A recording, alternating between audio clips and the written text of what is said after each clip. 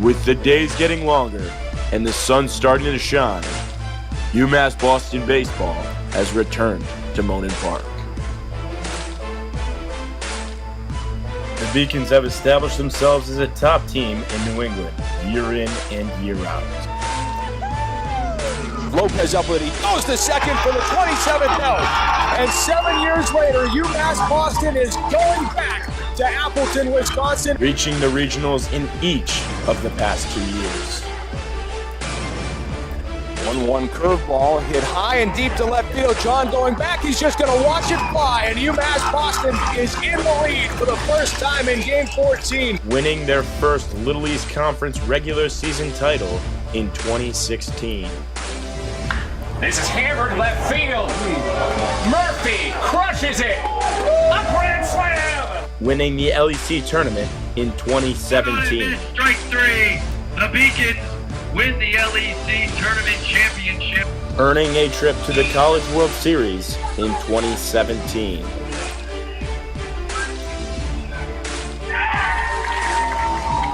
The Beacons opened 2018 by earning their first ever #1 national ranking. A chance for a second inside the park home run of the day, and Pinella slides in safely. As they rack up more and more accolades, there's one thing that stays true. Compete every day and play blue-collar baseball. Line drive, reset, UMass Boston win. The 2018 Beacons are looking to leave their mark in the history books. This is UMass Boston Baseball.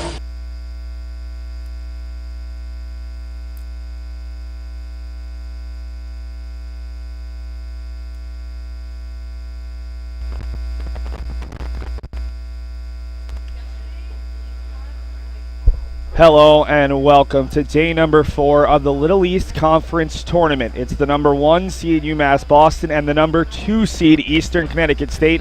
No matter what, history will be made today. UMass Boston looking to win their second consecutive title for the first time in program history. On the other side, Eastern trying to win their 10th overall. You can already see on the camera above us, rain has started to fall. It's just a sprinkle right now. It's supposed to be okay until about 2 p.m. And then if Eastern were to win this first game, we might have to take it away, but that's a long way from now.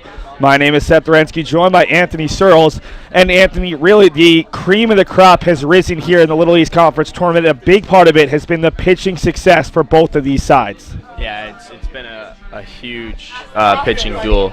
Eastern's really pieced together some nice bullpen work.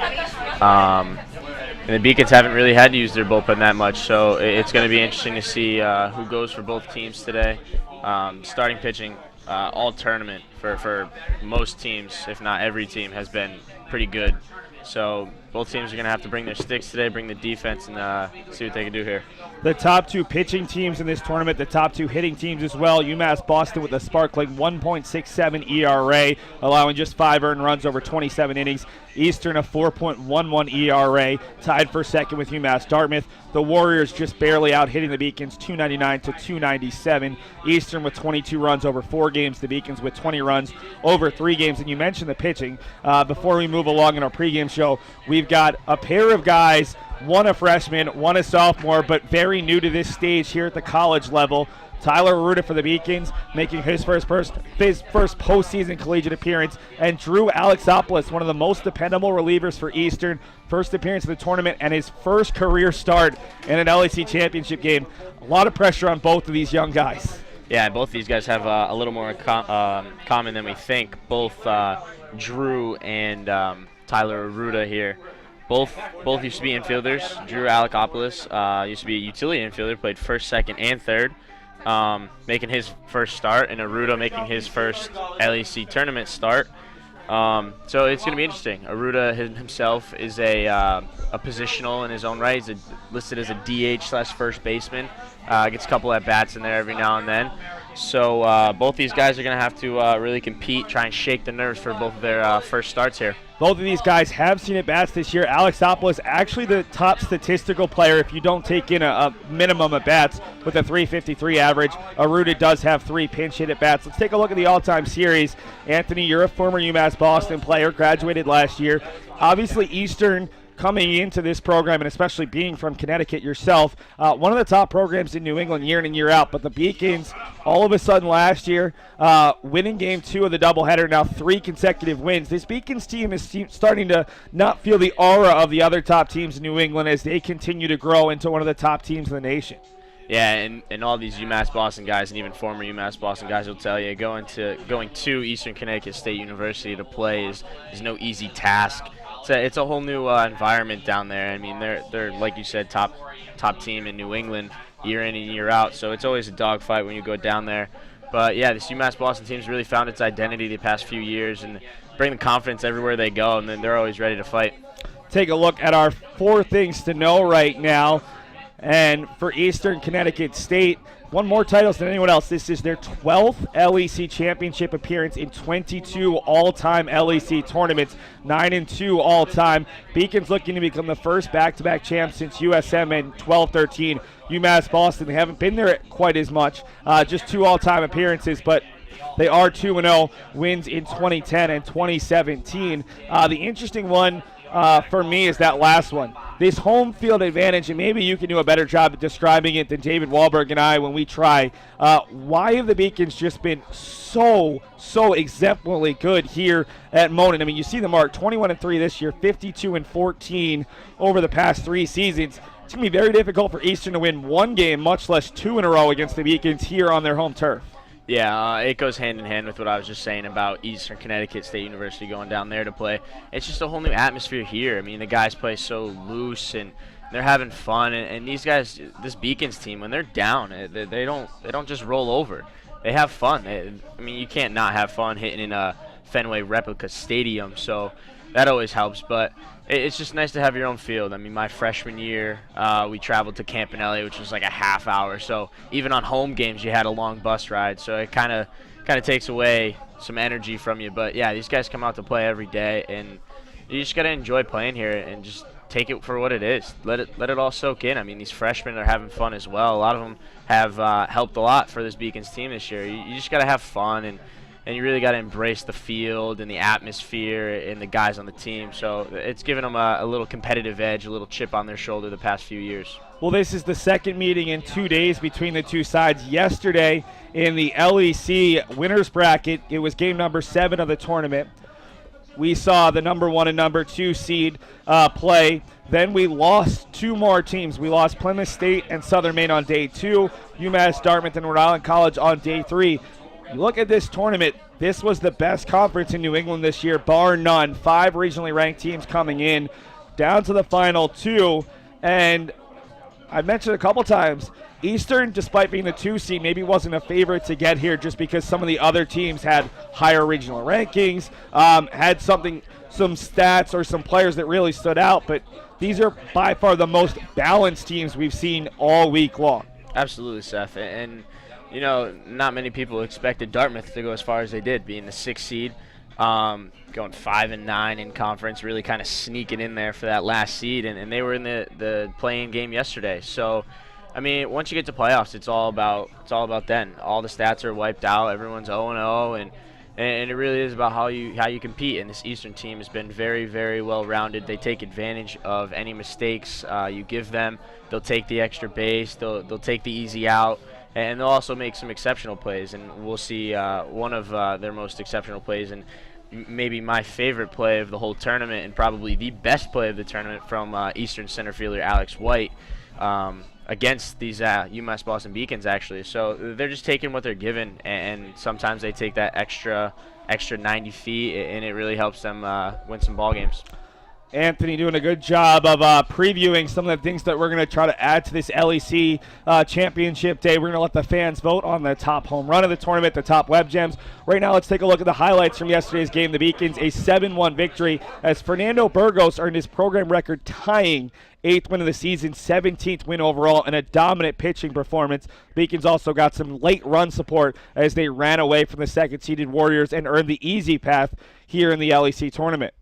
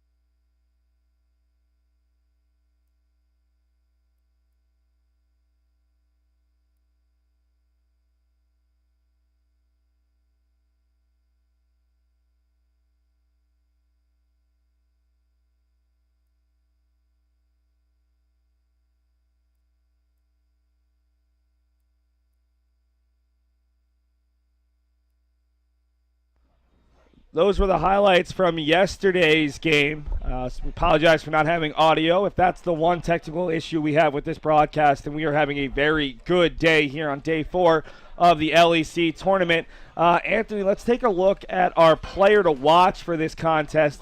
Not maybe one of the traditional guys, but for one reason or another, Charlie Hughey's had a really nice year against Eastern, another one of those Connecticut players on the Beacons roster, and maybe another one of those glue guys who could be a big part of UMass Boston's run both today and next week potentially in the NCAA Regionals. Yeah, so I actually I like this player to watch. Charlie Hughey's a guy who on defense is absolutely the glue of this UMass Boston team.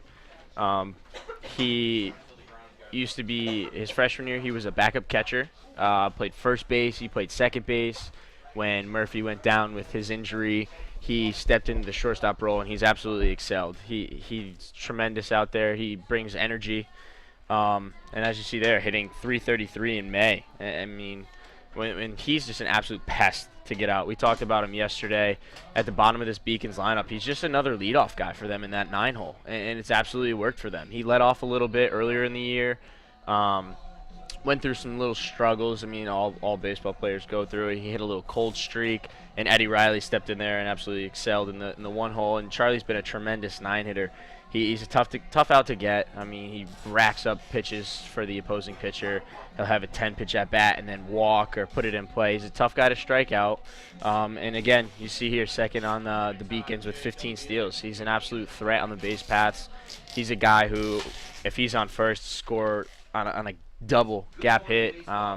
He's a smart baseball player, and he brings the energy every day. He brings the guys up, and so I like this player to watch here, and Hughey's going to be a big part of this Beacon success going forward. When the Beacons were so successful last year in the NCAA Regional, it was the fact that they are 7, 8, and 9 hitters, yourself included, had a really good NCAA Regional. 1 through 9 is how you have success late in conference tournaments and in NCAA Regionals. You can't just rely on the top of your order. Right now, we will take a look for the first time at the visiting team here for game number 1. It's UMass Boston's order. The only real question throughout the last couple of weeks is who would be out in center field.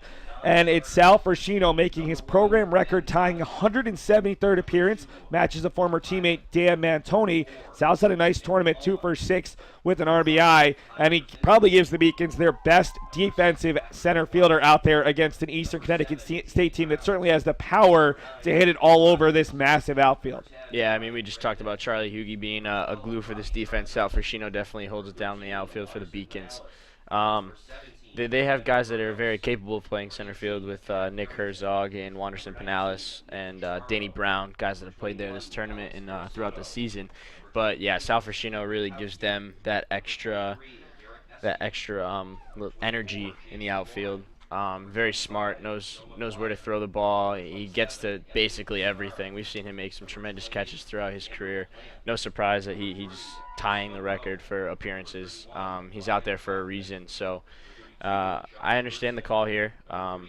We just got to get Sal some more confidence at bat. That's really been it. Because when he's on, he again, just like Charlie Hughey, he could turn a single into a double into a triple. He could steal a couple bags, and that's the key. You get guys on, and pitchers are different from the stretch and the windup. So I like this call here. See how Sal responds today with the start. The rest of the Beacons lineup has pretty much been the same over the last couple of weeks. Murphy and Fowler 1 and 2 in the conference in RBI. McCormick has really done a nice job behind them with Herzog. The postseason here on game 1 hasn't necessarily been one guy for UMass Boston throughout this tournament. One interesting note on Fershino, that batting average, certainly not a beautiful number, but he has gotten better over the last couple of weeks, hitting .308 here in May. Another guy who had a nice NCAA regional a year ago. Take a look defensively for Eastern. They're another team that has pretty much kept the same look. Just the one real question, that's been the second base. They've used Colin Russell. Today, Mike Funaro, the starter, at second with Hood, White, and Stigler in the outfield. Parkos, Keller, Funaro, Scavone, and Herrera And let's talk a little bit more about Drew Alexopoulos. This was a bit of a strange decision for me, just going off paper. Obviously, the Eastern coaches and Matt LaBranche and his pitching coach know a lot more about his pitchers than I do. We've already seen Jordan Muchin, their ace, went 141 pitches on Wednesday against Plymouth. I had a chance to talk to him very briefly. He is available, but obviously he's not throwing 100 pitches today. Maybe an inning or two if they need him. They've also used Sam Kostarich, their second most used starter this year. Got the save in game 1, got the win, or lost to UMass Boston yesterday. So Kostarich maybe has a little left, but certainly not enough to get a start. Nick Riscotti pitched really well on day number 2, but he threw over 100 pitches. So those are their 3 most used starters. Nicholas Krajewski was the guy last night we identified as a possible starter, the only other guy who had started 5 or more games.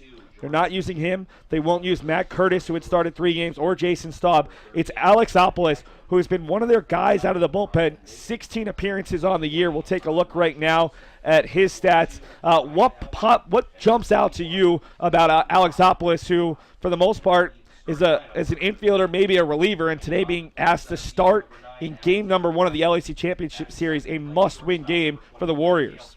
Just the fact that he's 4-0 out of the pen says a lot. A 4.91 ERA might not be exactly what he wants, but when you got a 4-0 record and they're giving you your very first start in a winner go home game, that says a lot. And from what we hear, he's a real competitor. So and that's the guy you want out there on the mound, especially when you have a chance to get sent home. It's a guy you know is going to compete. He's going to come out there. He's going to give you everything he's got.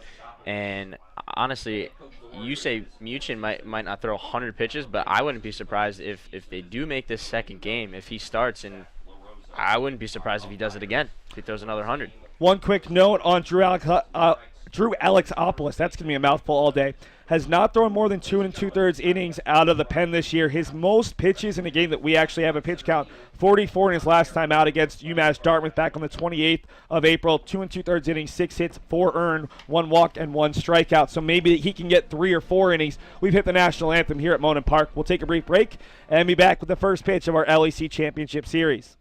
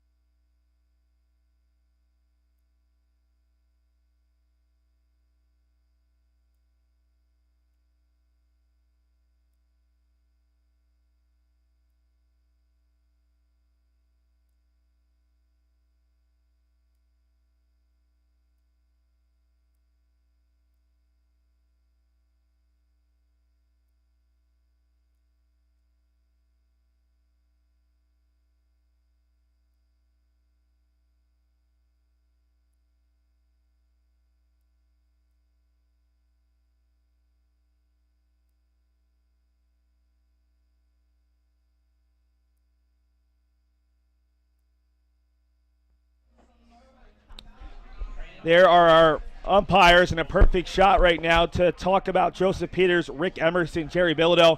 Honestly, Anthony, umpires are typically criticized. I think that all of the umpires we've seen this weekend have done a really good job. There have been a lot of bang-bang plays. For the most part, we've agreed with 90% of them. And while the strike zones have changed, which is always going to happen, I haven't seen a home plate umpire who's been inconsistent.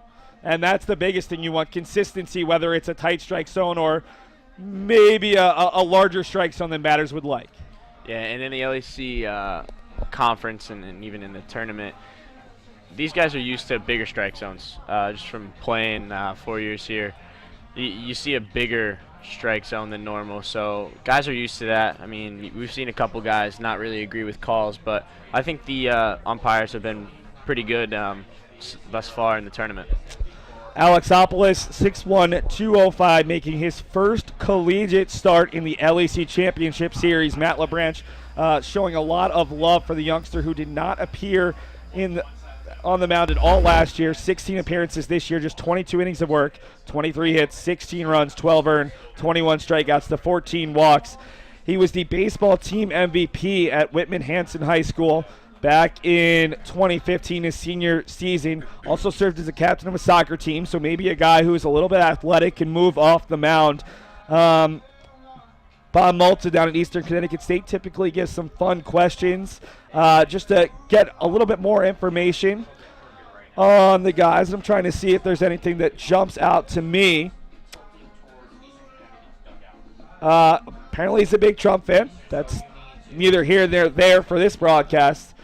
His favorite number is 7, but he couldn't get that number. He's number 8 on the roster, and not surprisingly, being from Hanson, Massachusetts, a big fan of the Red Sox and Tom Brady. Anthony, you weren't a pitcher in college, but you were a catcher. You dealt with a lot of pitchers. What is Merlin Herrera's job today? We've seen him do a great job behind the plate and hitting. How does Herrera help his freshmen today? Do we see maybe more mound visits if Alexopoulos struggles early on? What is his message specifically to the sophomore making his first collegiate start? First of all, just Herrera has had a phenomenal tournament in his own, but he's just got to control his emotions. He's got to help out his young pitcher here. Maybe a couple more mound visits if need be. He's going to have to help him sticking pitches. Herrera's done a great job this tournament, and just playing against him, remembering a little bit, he's very good with the glove, so he'll help him out a little bit with some calls. And that goes again, you just got to make friends with the umpire a little bit. You can get an extra call here or there. So yeah, he just got to calm him down. Help him keep his emotions in check, and a couple extra sticks for him. Maybe get a couple calls here and there, give him some confidence. This was going to help out this young pitcher on the mound right now. 1-1 to Eddie Riley, who started the year on the bench but took over at third base at the end of the Beacons Florida trip and has done a phenomenal job defensively. He's also been one of the Beacons' better power hitters. So the 1-1 to Eddie catches the outside half. He had an RBI double in yesterday's win over Eastern Connecticut State, and a nice start early on for Alexopoulos, getting ahead in the count. Yeah, and that's another thing that this young pitcher, Alexopoulos, is going to have to do is get ahead, because if he falls behind, and it goes for both pitchers in this game, you fall behind, and either lineup's really going to make you pay. But, yeah, he's got to get ahead here. Eddie's been tremendous in the leadoff hole. You see he had an ankle injury, and you haven't really seen him do too much after that. Maybe that's affecting him a little bit, but nonetheless, it's a tough lineup to face for both pitchers here. So you got to get ahead. You got to try and keep your pitch count down. And as we were talking before, as you said, Drew Alexopoulos hasn't really thrown many pitches, so it's going to be interesting to see how long he can go, if he's going to have the stamina for it, if he's going to have the arm for it. So foul tip, strike 3, as Alexopoulos ahead in the count 1-2. A couple of good late-breaking movement off the corner that Riley was able to hold off on, but he foul tips strike 3, 8 back into the glove. Strikeout number 1 for Alexopoulos, although already forced to throw 6 pitches on that first at bat. They're going to have to watch his pitch count. We could be seeing a lot of pitching changes, especially today for Eastern. It's Kyle Boudris, 2-time second-team all-conference player at third base. This year he's been the DH, and Boudris is the consummate hitter for UMass Boston, a guy who doesn't care where he puts it, just wants to put it down in front of the outfield, as he is quickly rising in the Beacons' all-time record book for career hits. Yeah, and there's no surprise there. Boudris is a guy that the ongoing joke in the locker room and in the dugout is when this kid has a bad day, he still has 2 hits. So, I mean, his bad day is 2 hits for him, so you really tough can't play hate for that. Keller. The bounce and TJ Scavone. Just a vacuum. I mean, there's no other way to put it. Scavone has saved Eastern a lot of potential errors, and that's a big play from the 6'4" first baseman. Yeah, and we got a couple web gems coming up in the broadcast, but Scavone over there has made a ton of scoops that could also be on that list. He's been great over there. I mean, it's been throughout his career. He's always been a guy who could really pick it, and the turf helps. I mean, it's way easier on the turf than it is on actual dirt. So, but he's done a great job over there at first base, really holding down this infield for Eastern Connecticut. Dave Murphy steps to the plate. The Beacons' very talented second baseman, league leader in home runs. There's the 0-1 coming to Murphy, breaking ball up and out. 1-1 to Murphy, who's had a nice little tournament of his own. It's difficult on the UMass Boston side. I think you could make an argument that Alex Parkos, the leading candidate if Eastern Connecticut State were to win the tournament. It's the 1-1, just misses with the fastball. For UMass Boston, a number of players have had nice tournaments. Murphy 4 for 11 with 2 runs and a team best 4 RBI. And he's the guy that you don't want to miss your spot on. And he's very capable of clubbing a ball over the mini monster in left field, just like the Eastern 3-all hitter Parkos. There's a swing and a miss, 2-2. And you know what? I really like Alexander White for Eastern Connecticut. He's had a great tournament of his own. I mean, he's had a couple triples, a couple stolen bases. Great defense. Phenomenal defense. He's a smart ball player, but he's been an absolute catalyst for this lineup.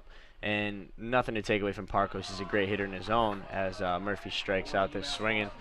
I would make a bid for Alexander White for valuable player for this tournament. You will have a vote later on this afternoon as the press box will vote on that. 1, 2, 3, top of the first for Alexopolis, so a good way to start for Eastern. We'll take a commercial break, bring you the Eastern lineup. One big change for the Warriors in terms of their batting lineup, the Beacons' defensive lineup, and the notes on Tylor Arruda, the Beacons' 4-starter all season long, who looks to win a big title game for the second year in a row, this time at the college level.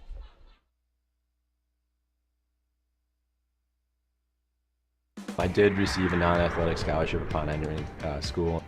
I got the presidential scholarship, which was huge for me. I think there's more opportunities for academic scholarships in Division III. I did receive academic scholarships. Just being involved on campus, being a leader, all those things combined kind of get me recognized. It's a great experience for me.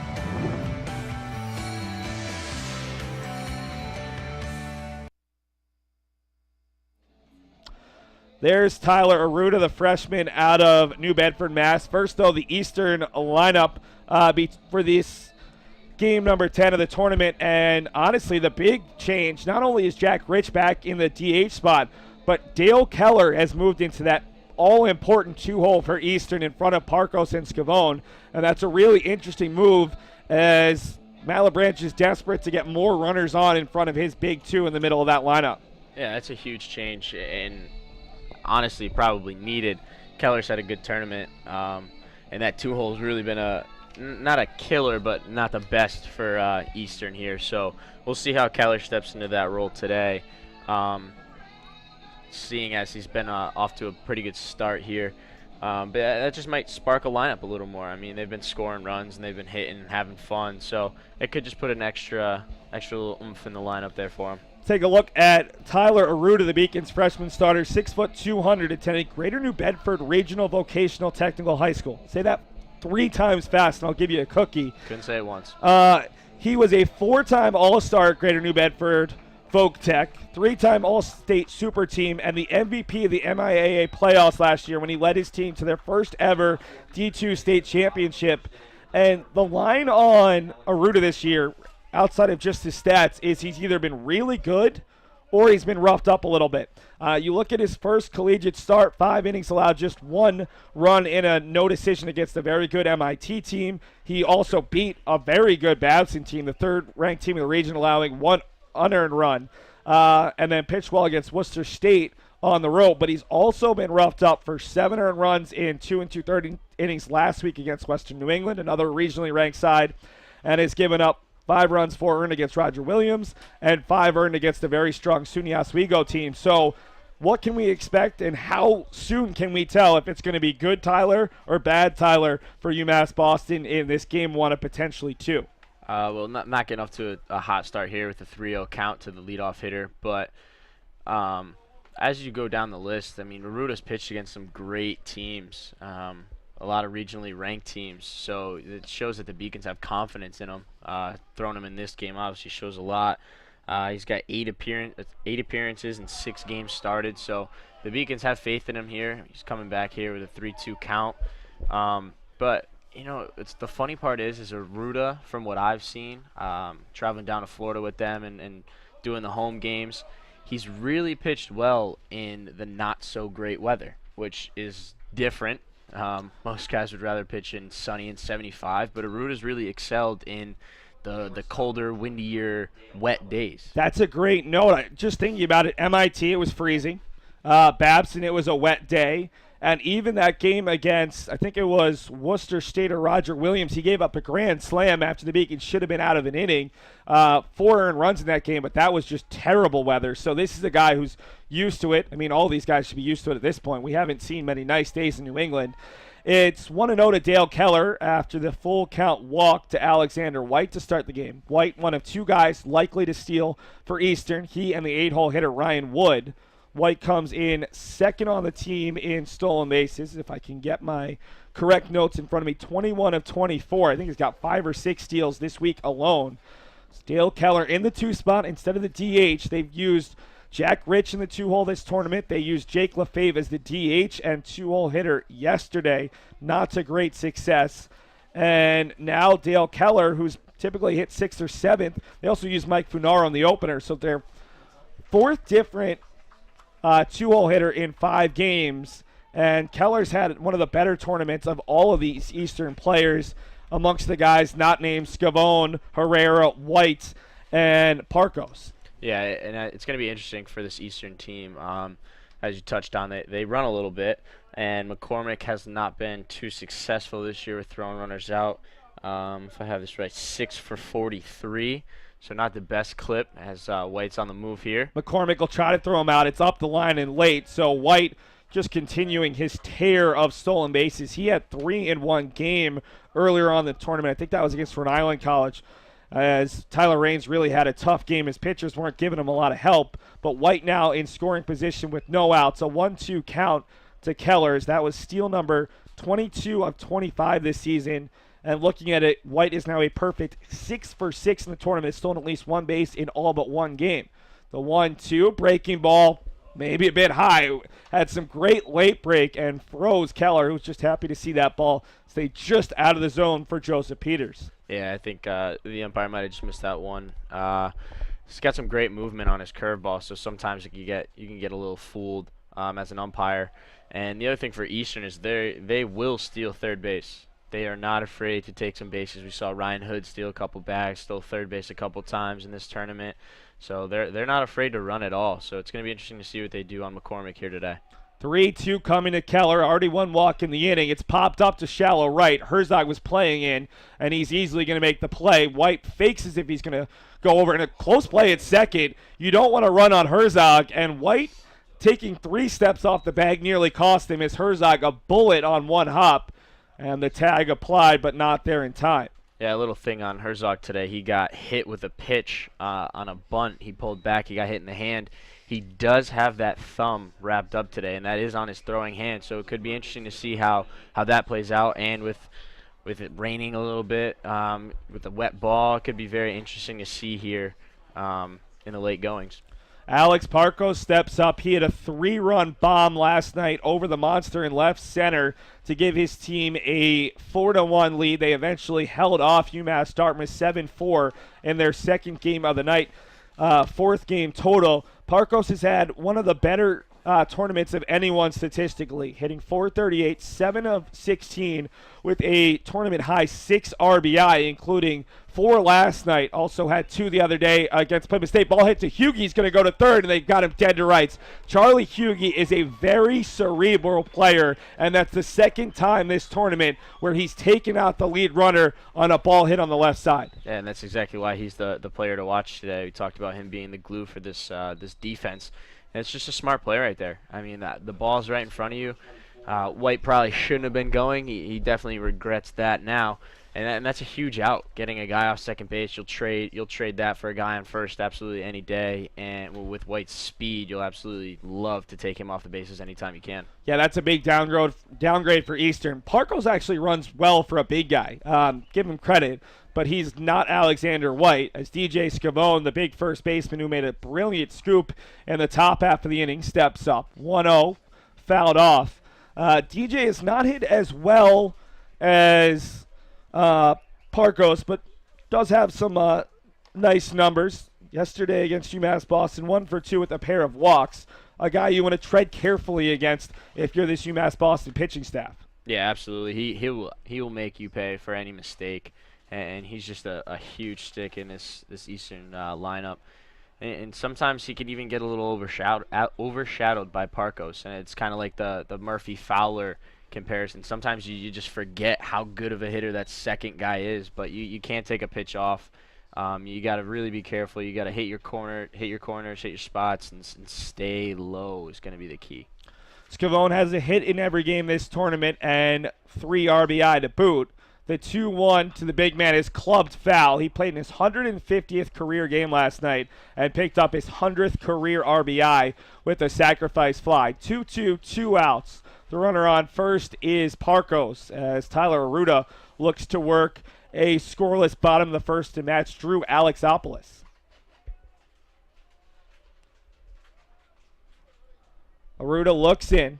2-2 coming to Scavone, one of the many Massachusetts natives on this Eastern roster. Eastern has a big recruiting advantage because their school allows anyone within 100 miles of campus to be counted as an in-state player. So that helps them recruit players from the state of Mass. Swung on and missed on the high fastball. And just like Alexopoulos, Arruda comes up with a big strikeout to end the inning. We head to the second.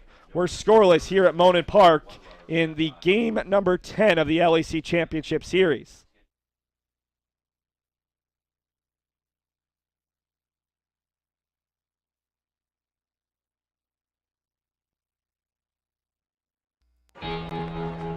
Cheer for the stumbles.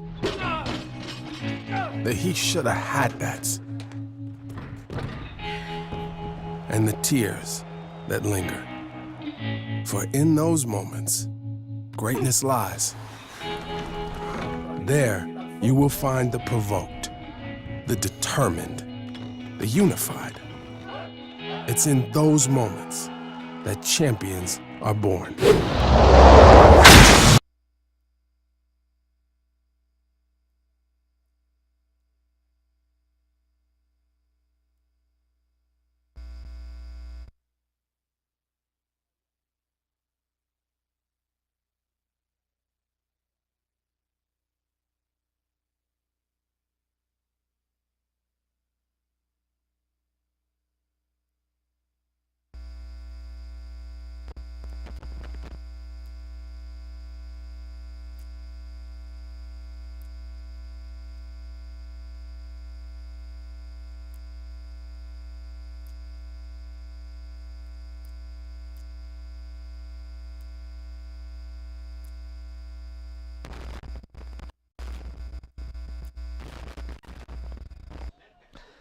Top of the second inning, Drew Alexopoulos set the Beacons down in order in the top of the first. Still face 4, 5, 6. Fowler, McCormick, and Herzog. It doesn't get much easier in the UMass Boston lineup as the Beacons bring up Chris Fowler, the leader in the conference in RBI coming in. He's had a couple, including a 3-run bomb the other day against Southern Maine in an elimination game for the Huskies.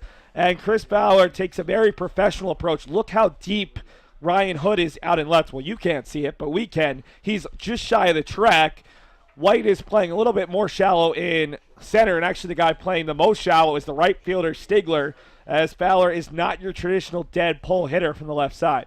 Yeah, the other thing is it looks like the wind's blowing in, so maybe right field might die a little more. But Fowler's a guy, like you just said, not really a pull hitter. He has tremendous opposite field power and goes gap to gap. He's a guy who will hit it where it's pitched. He knows exactly what pitch he wants to swing at.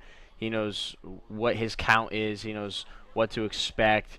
And kind of the opposite of DJ Scavone. We were talking off air a little bit that the Beacons had a shift on. Eddie Riley, the third baseman, was at shortstop. Hughie, the shortstop, was shifted a little more, and Murphy was kind of in shallow right field. Fowler flares it over, fouled on the left field line. It'll get out of play. 3-2 to Fowler, who is now tied for the league high in RBI. Not with Dave Murphy, who sits second, or third actually. Alex Parkos with his 4 RBI night last night, both with 43. Fowler also the team leader with a 377 average, the conference leader with a 669 slugging percentage. So the 3-2 to the honorable mention All-American is fouled off. And Fowler might be actually having a better year than a year ago when he set all kinds of new career highs. 19 doubles, 2 triples, 7 home run, 41 runs scored to go along with 57 hits in 41 games. The 3-2 to the senior out of Barnstable. Flares it out to left center. Hood's going to get over there. No! Almost got past him. Fowler's going to have to hold up. I thought that ball got past the glove, and he snow-coned it out in there on the left. And that's the benefit of playing as deep as he was. It saves Eastern from having a runner in scoring position to open up this second inning. That's a great play by Hood to keep Fowler at first, cut that ball very well. He's a speedy guy in the outfield. If I remember correctly, he was a second baseman at one point when we played Eastern when I was there at UMass Boston. McCormick showing bunt here. And he holds off. McCormick, not one of the better guys in terms of handling the bat. He is also one of the better run producers in the conference, 5th in the conference, 3rd on the Beacons with 36 RBI. He's also one of the Beacons' top hitters, hitting .353, 55 of 156 with 36 runs scored and 36 RBI, 12 doubles on the year with a .429 slugging percentage. So now 1-1. A lot of times we've seen in this tournament, guys show his butt on the first pitch, hoping the pitcher gets distracted a little bit. Maybe the catcher can't make the catch. You get a wild pitch or something like that, and then they pull the bat back with 1 strike. It's the throw down to first.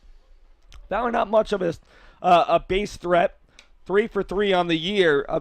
A guy who can run the bases better than a lot of first basemen, but realistically just trying to keep him honest in case there's a potential 1st to 3rd situation. 1-1 is hit out to left. This one again looks like it's going to tail foul, and it's 1-2 as that ball nearly caught a spectator coming into the Monon Park complex. That was actually one of our student workers who, I think that was Alex Gibbs, who nearly got clobbered by a foul ball at the bat of McCormick.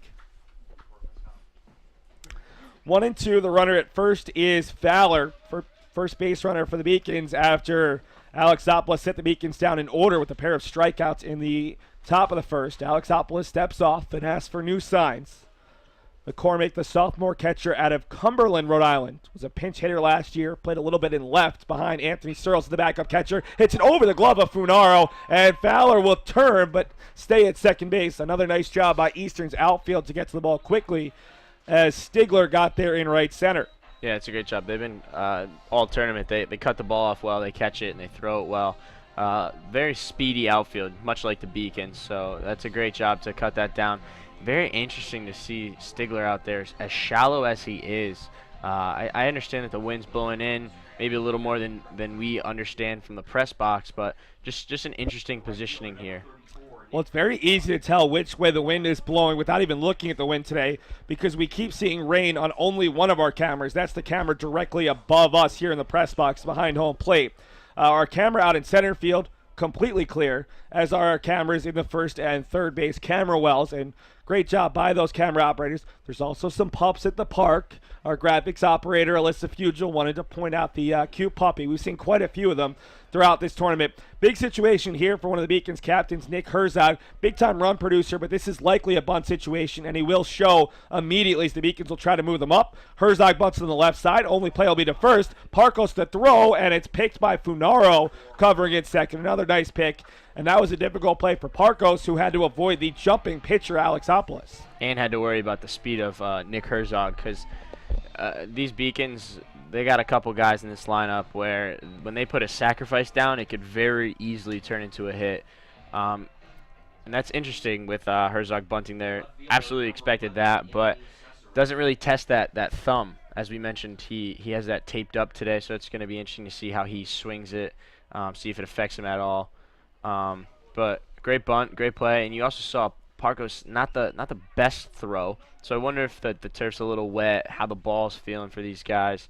It's going to be interesting to see how it goes along during the day. Brings up Anthony Cecere, the Beacons redshirt sophomore out of Wakefield, Mass. Infield in. Cecere hits it out to left. That's going to get down, and it's going to score 1 run. They're going to hold McCormick at third base. We've seen a great arm all tournament long from White, and the Beacons have the lead early against Eastern for the second straight day. Yesterday it was 2 in the first. Today it's 1 in the second, still going here for Sal Frashino, who, as we mentioned, a .203 batting average, but a guy who's been hot here in May. Yeah, and Frashino's a guy who handles the bat very well. He could lay down a bunt at any time, and he's another guy, like we were just saying with Herzog, who the speed is killer. He gets on, he could stretch a single into a double. he puts a bunt down here with the wet turf. You never know what could happen. He could get a throwing error and go first to third. So it's going to be interesting. Well, these are the two guys to watch in the Beacons order in terms of bunting. The Beacons with 19 sack bunts on the year, 8 from Herzog. He leads the team, 5 from Frashino, although he'd be potentially bunting for a run as he takes the first pitch. Frashino, as we mentioned, his 173rd career appearance for the Beacons senior center fielder, a guy who was also thrown from the left side this year for the Beacons after not pitching as a junior out of Derby, Connecticut. Stands just 5'8", 145. Shows bunt, pops it up as the Beacons were putting down a safety squeeze in that situation. The runner McCormick runs pretty well at third. Cecere, not one of the Beacons' faster guys, but he legged out a triple yesterday against Eastern to lead off an inning. Beacons with pretty good speed throughout the team. Kyle Budrich, the only guy I would say who's not a plus or average runner in the lineup. And again, when you're hitting that well, it doesn't matter as Cecere is back in there. Tough spot for Alexopoulos, his first career start. Remember, this guy has not gone further than 2 2/3 innings all season. Now, Matt LeBranch, we've talked about it all tournament. He stretched him out late in the season for a spot like this. 2 or more innings in his last 4 appearances out of the pen. Frashino behind 1-2, and he is a strikeout potential victim. Does have 23 strikeouts on the season and just 69 at-bats. Runners on the corners. McCormick at third, Cecere at first. Cecere just drove in the first run of our LEC championship game number 1. Driving in Chris Fowler. The 1-2 almost catches Frashino. It ended up closer than Frashino expected, just missing the inside corner, 2-2. If Frashino doesn't hit into a double play here, we'll see Charlie Hughey, our player to watch, who had 2 RBI yesterday against the Warriors, 6 on the season in just 3 games. The 2-2, Frashino fouls it off, chased the pitch a little bit off the corner, but as you mentioned, in the LEC, we expect a little bit of a bigger strike zone, and you got to protect in that situation. The last thing the Beacons want out of any of their hitters is taking strike 3. Yeah, you can't have that, especially with runners in scoring position in less than 2 outs. That's a killer and a big momentum shift for the other team. Can't go down looking here. Frashino's got to just put the ball in play. Cesare's runner on the takes move. off, and Frashino fouls it off. I like that move. A little hit and run action. Frashino's got to protect with 2 strikes. Great job fouling that ball off. But if he puts one on the ground, then there's no possibility for a double play, and he can even beat it out. So as long as he gets the ball on the ground, not on the line or in the air, the Beacons have a potential to get Hughey up to bat with some guys in scoring position.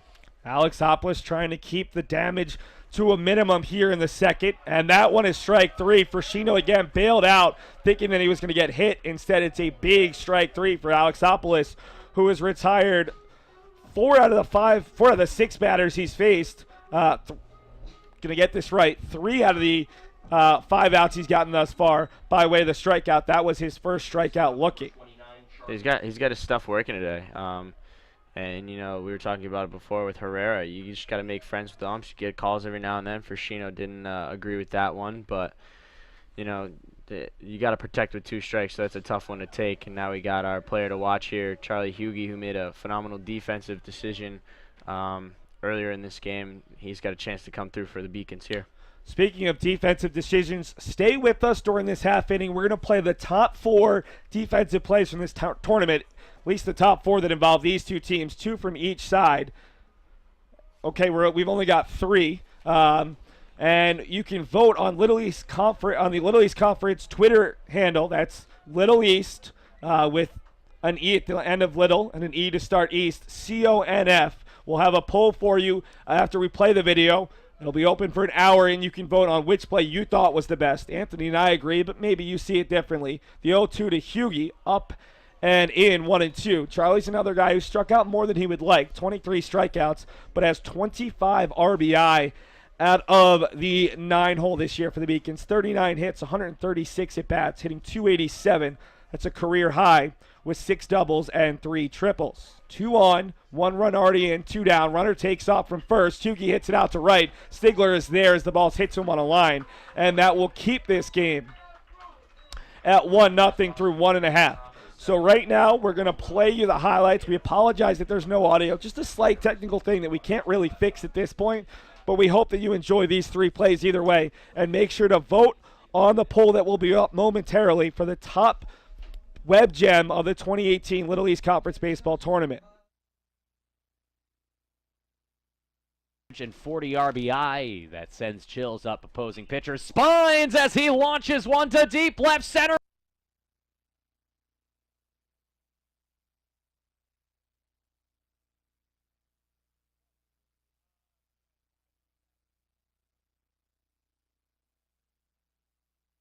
Regular season. Yeah, senior right here needs to step up.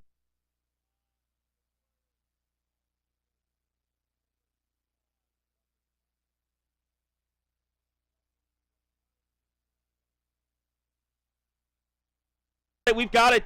I don't think we've got a good view of it, but we'll see if we can take a look on the replay. Just got to the plate and tagged out a runner.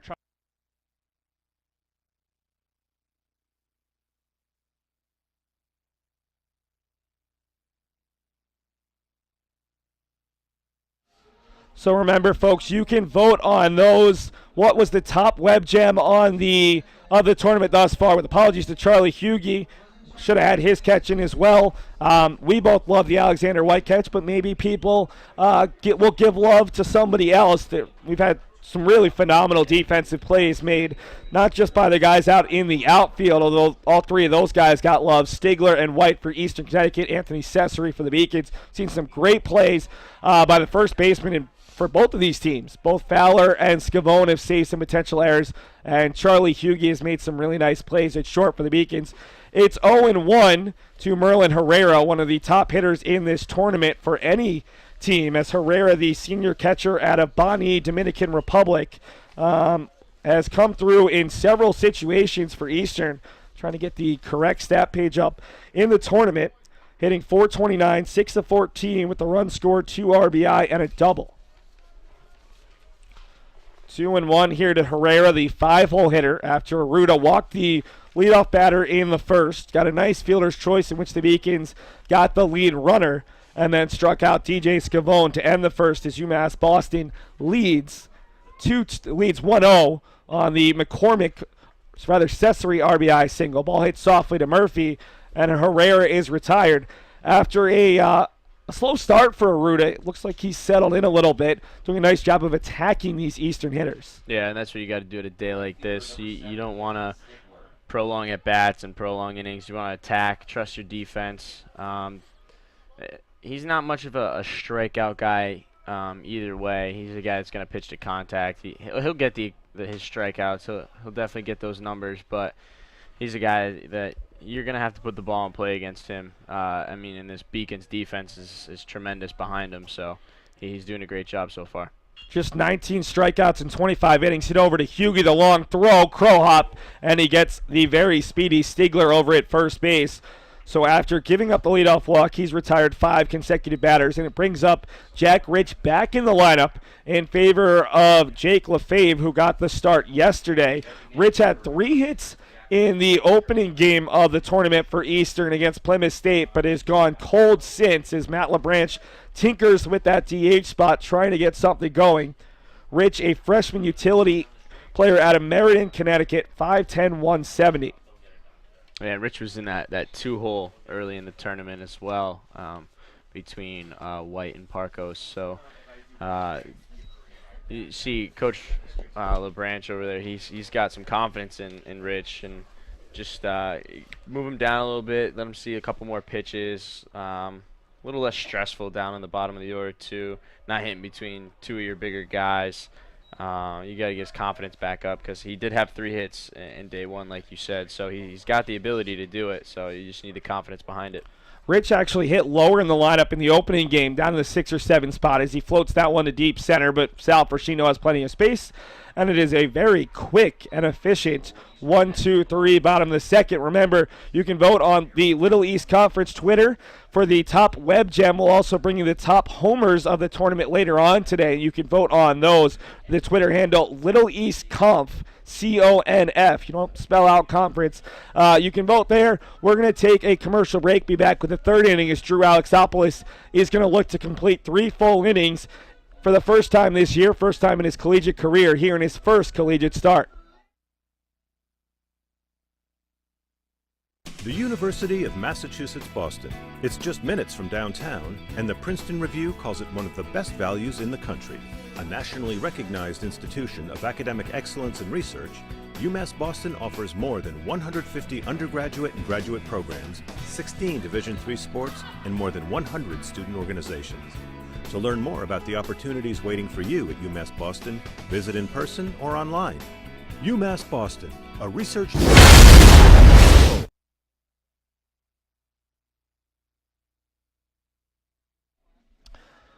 UMass Boston Baseball likes to have fun. This is a very loose group. We talked about some of the funniest guys during the broadcast yesterday. You see Joe McGuire, Steve Witkowski, Noah Mader out there having a little bit of dancing.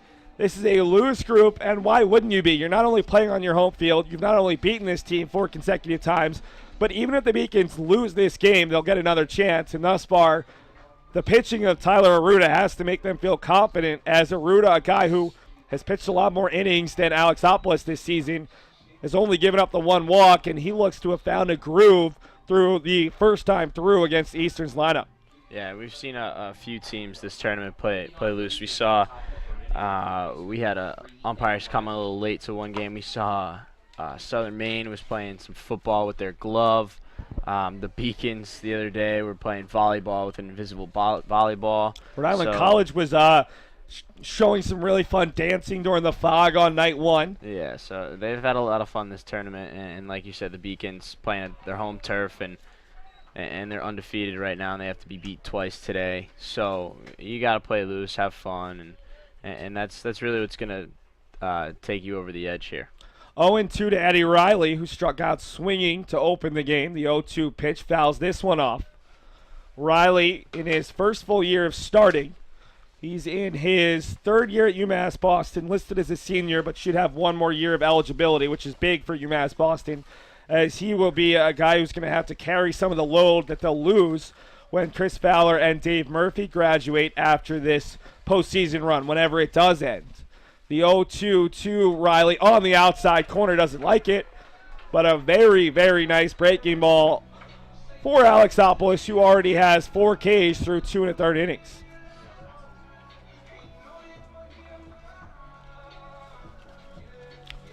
Drew on the season in 16 relief appearances, had 21 strikeouts in 22 innings, so about a strikeout an inning guy. He'll face Kyle Boudris, who grounded out to short on a really nice pick from DJ Scavone back in the 1st inning. Alexopoulos a 1-2-3 first, but then ran into trouble in the 2nd, gave up a run on 3 singles, and stranded 2. Thanks to a line out to right to end the inning, as Boudris nearly gets hit on that ball that ends up in the backstop. 2-0 to the Beacons junior DH out of Medford, Mass. Big inning for Alexopoulos here after struggling the last frame. The 2-0 hit out to center. That one's going to catch the wind. White going over. Instead, it'll be Hood calling him off. So the rain begins to come down a little bit harder here on this turf field. The benefit about having turf is the only thing that we really have to worry about in terms of getting bad is that mound. And back in 2016, there was some question if we should have played the 9th game of the tournament between UMass Boston and Western Connecticut State to face off against this Eastern team who won in 2016 here at Monin Park. The good news is the mound has seen very little water throughout this tournament. Should be pretty good, and all hands are on deck to manicure and massage the mound if there's any problems. Yeah, and they got a lot of good guys on the mound, know what they're doing. So I think we'll be all right here. The rain starts to fall a little bit more, but I think we'll be able to make it through. 1-1 to Murphy, who also struck out in the 1st inning. Struck out swinging. Murphy, one of the top hitters in all of New England. An all-region pick as a junior before being injured and missing most of his senior season. Back for his 3rd season at UMass Boston. A JUCO transfer who all he's done in 2 full seasons at UMass Boston. Has put up 108 hits, 20 home runs, and 90 RBI. Not too shabby for 87 games played, as that one maybe just misses high. It looked like pretty good pitch from up top. 3-1 to Murphy, and we'll see if he gets the green light. Oh, he's definitely going to have the green light here, 3-1. And he's a guy you absolutely cannot miss on. You got to challenge up, but be smart about it. Well, Murphy tries to go down low on the low and in fastball and can't connect. Murphy had big double against Southern Maine, also added a 2 RBI single, has been hitting very well throughout this tournament. It's the 3-2 to Murphy, fouled it off, defensive swing there. Over the 3 games in the tournament, Murphy is 4 for 11, 2 runs scored, 4 RBI with 1 double and 2 walks. He comes in third in the conference behind Parkos and Fowler with his 42 RBI. Hits that ball a mile high out to left. This looks like it should stay playable for Hood. He's just going to have to battle the rain and the wind, and he makes it look easy. Another 1-2-3 inning for Alexopoulos, who has dominated the top of the Beacons order. Just this struggle with the rest of it. It's 1-0 UMass Boston through 2.5.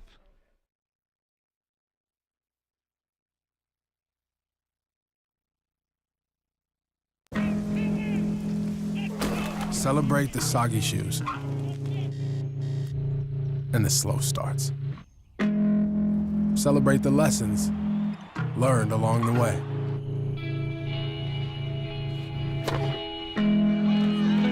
These are the wins.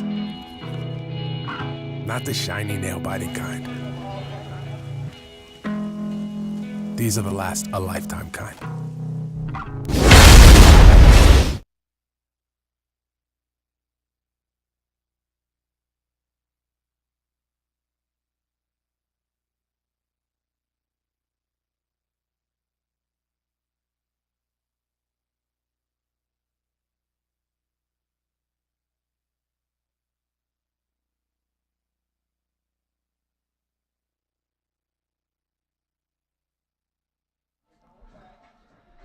Tylor Arruda continues his warm-up throws through the rain. You can see it there from our center field camera. Bree Colucci's out there in center, one of our UMass Boston hockey players. I talked to her on the way out.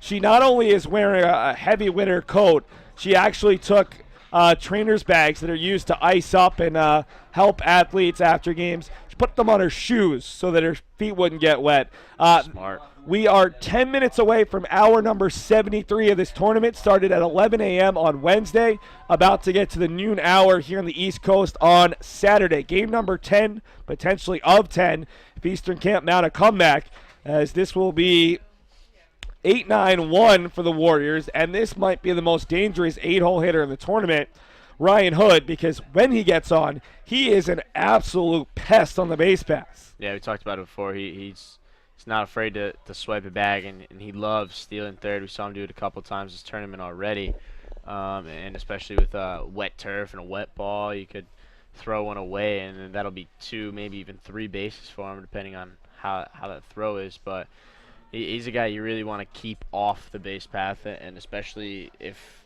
he's leading off, you don't want to flip the lineup for White and Keller and Parkos and Scavone the way they've been hitting, because that could be some trouble for UMass Boston. Ryan Hood's a local guy from Arlington, Massachusetts, junior out of Arlington, listed as an outfielder / second baseman. So you mentioned that he had played second against UMass Boston when you were still on the team. It hasn't been that long, just a year, although we appreciate having you up in the press box. Certainly been a big help for us.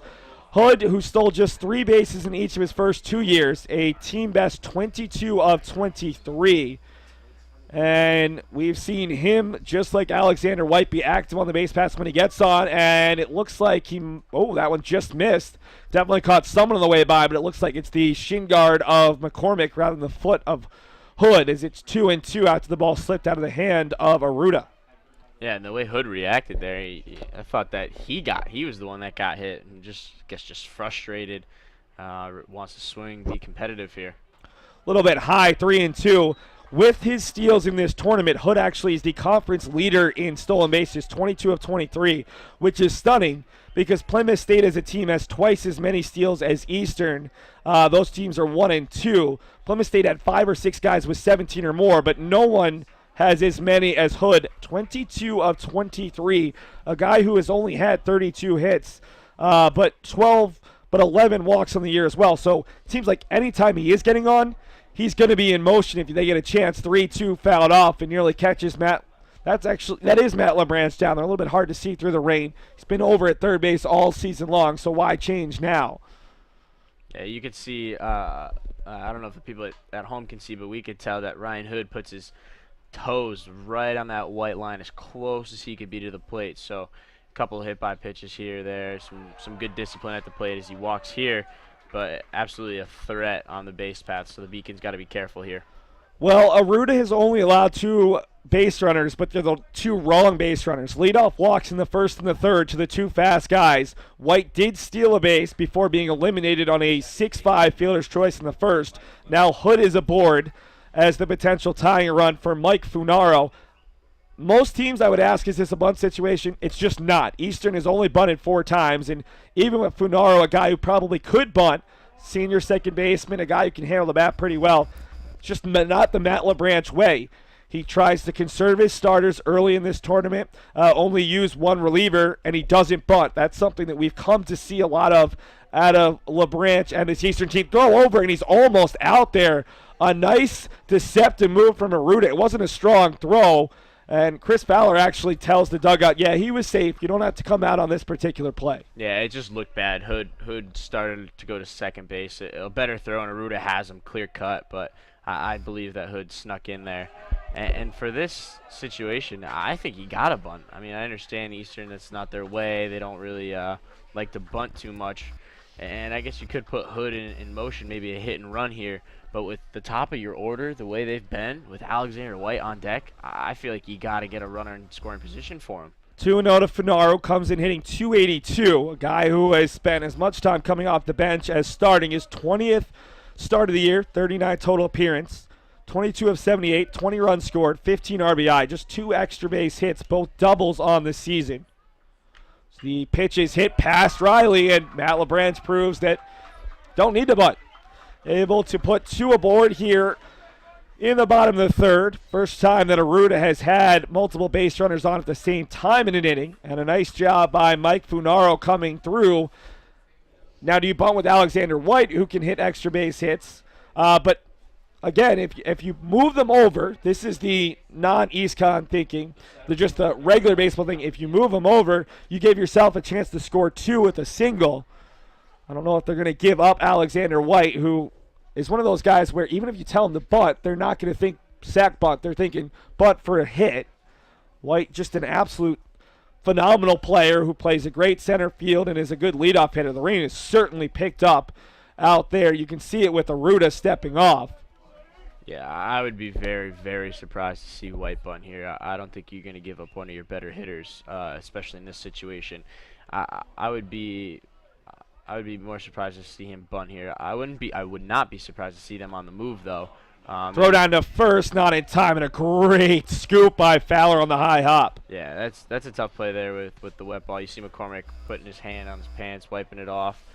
So wet ball, that's a tough decision there. And you know, with a guy so speedy on second base, I don't know if I really agree with McCormick going for the back pick there, because Hood is a guy that could, as soon as he sees the catcher drop to his knees and go towards first, can take off for third and might have that standing up. Well, that's a former catcher talking about catching decisions. Anthony Cecere is one of the better defensive catchers throughout his 4 years in the LEC, a guy who threw out a very high number of batters as a senior. 0-2 here to Alexander White, who walked and stole a base back in the first. 2 on, no outs in the bottom of the third. Swung on and missed, and a huge strikeout. And again, we didn't expect the bunt, but now you have the runners still at the same bags, and you might have to put them in motion with Dale Keller stepping up to the plate. At least if you're Eastern, you have a guy you have a little bit more confidence on driving these runs on in with the 2-hole, as Keller comes in hitting .317. Third best amongst regulars versus the guys they were using in the 2-hole the last couple of days, who all came in hitting 200 or below in limited at-bats. Yeah, and you know, it's funny because we when Funaro was up, we talked about the bunt. It didn't happen, and it worked. and then White comes up, and we say no bunt, and it doesn't work. So sometimes you get it, sometimes you don't. But it's not Eastern style. They're more of a run guy, and Hood's off right now. Ball is chopped foul. The funny thing is Hood was off, but Funaro didn't get the message, or it was a very delayed double steal. So it looked like Funaro only took off once there was contact with the foul ball. Dale Keller in his only at-bat today flew out to right field, unable to advance Alexander White to third after he stole second. 2 on, 1 out. Tylor Arruda, who won a D2 state title last year at New Bedford Regional Vocational Tech High School, was the state MVP in the MIAA title. Man, I really don't like acronyms. Yeah, you're doing a great job with it so far. 0-1. Here to Dale Keller with Alex Parkos, one of the 2 conference leaders in RBI in the on-deck circle. Hugie holding the runner on, and he takes off. High breaking ball, no chance to get Hood. He swiped third for seemingly the second or third time this tournament, and that's his 23rd steal in 24 attempts. Eastern Connecticut State, they don't have a lot of guys who can steal, but they have 2 guys who, whenever they go, are safe 95% of the time. Between him and Alexander White, they are now a combined 54 of 58. That is a phenomenal statistic. Yeah, with a guy at the top of the order and the bottom of the order doing that, it's very impressive. And Hood and White are probably 2 guys on this Eastern Connecticut team that have the green light at any time. They don't need Coach LeBranch giving them a signal to steal.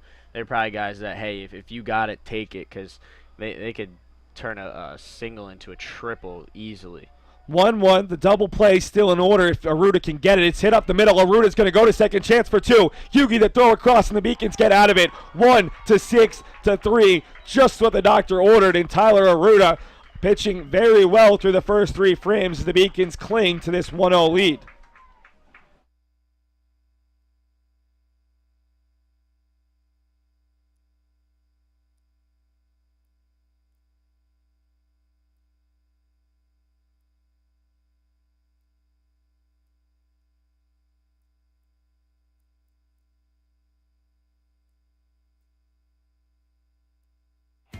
Something I discovered in myself is that if I have a goal, and I can accomplish it. It's a well-rounded experience. At a Division III school, you primarily a student athlete, so the school is really shaped around you developing yourself as a complete individual. It helps a lot that you have a family with your team that can guide you.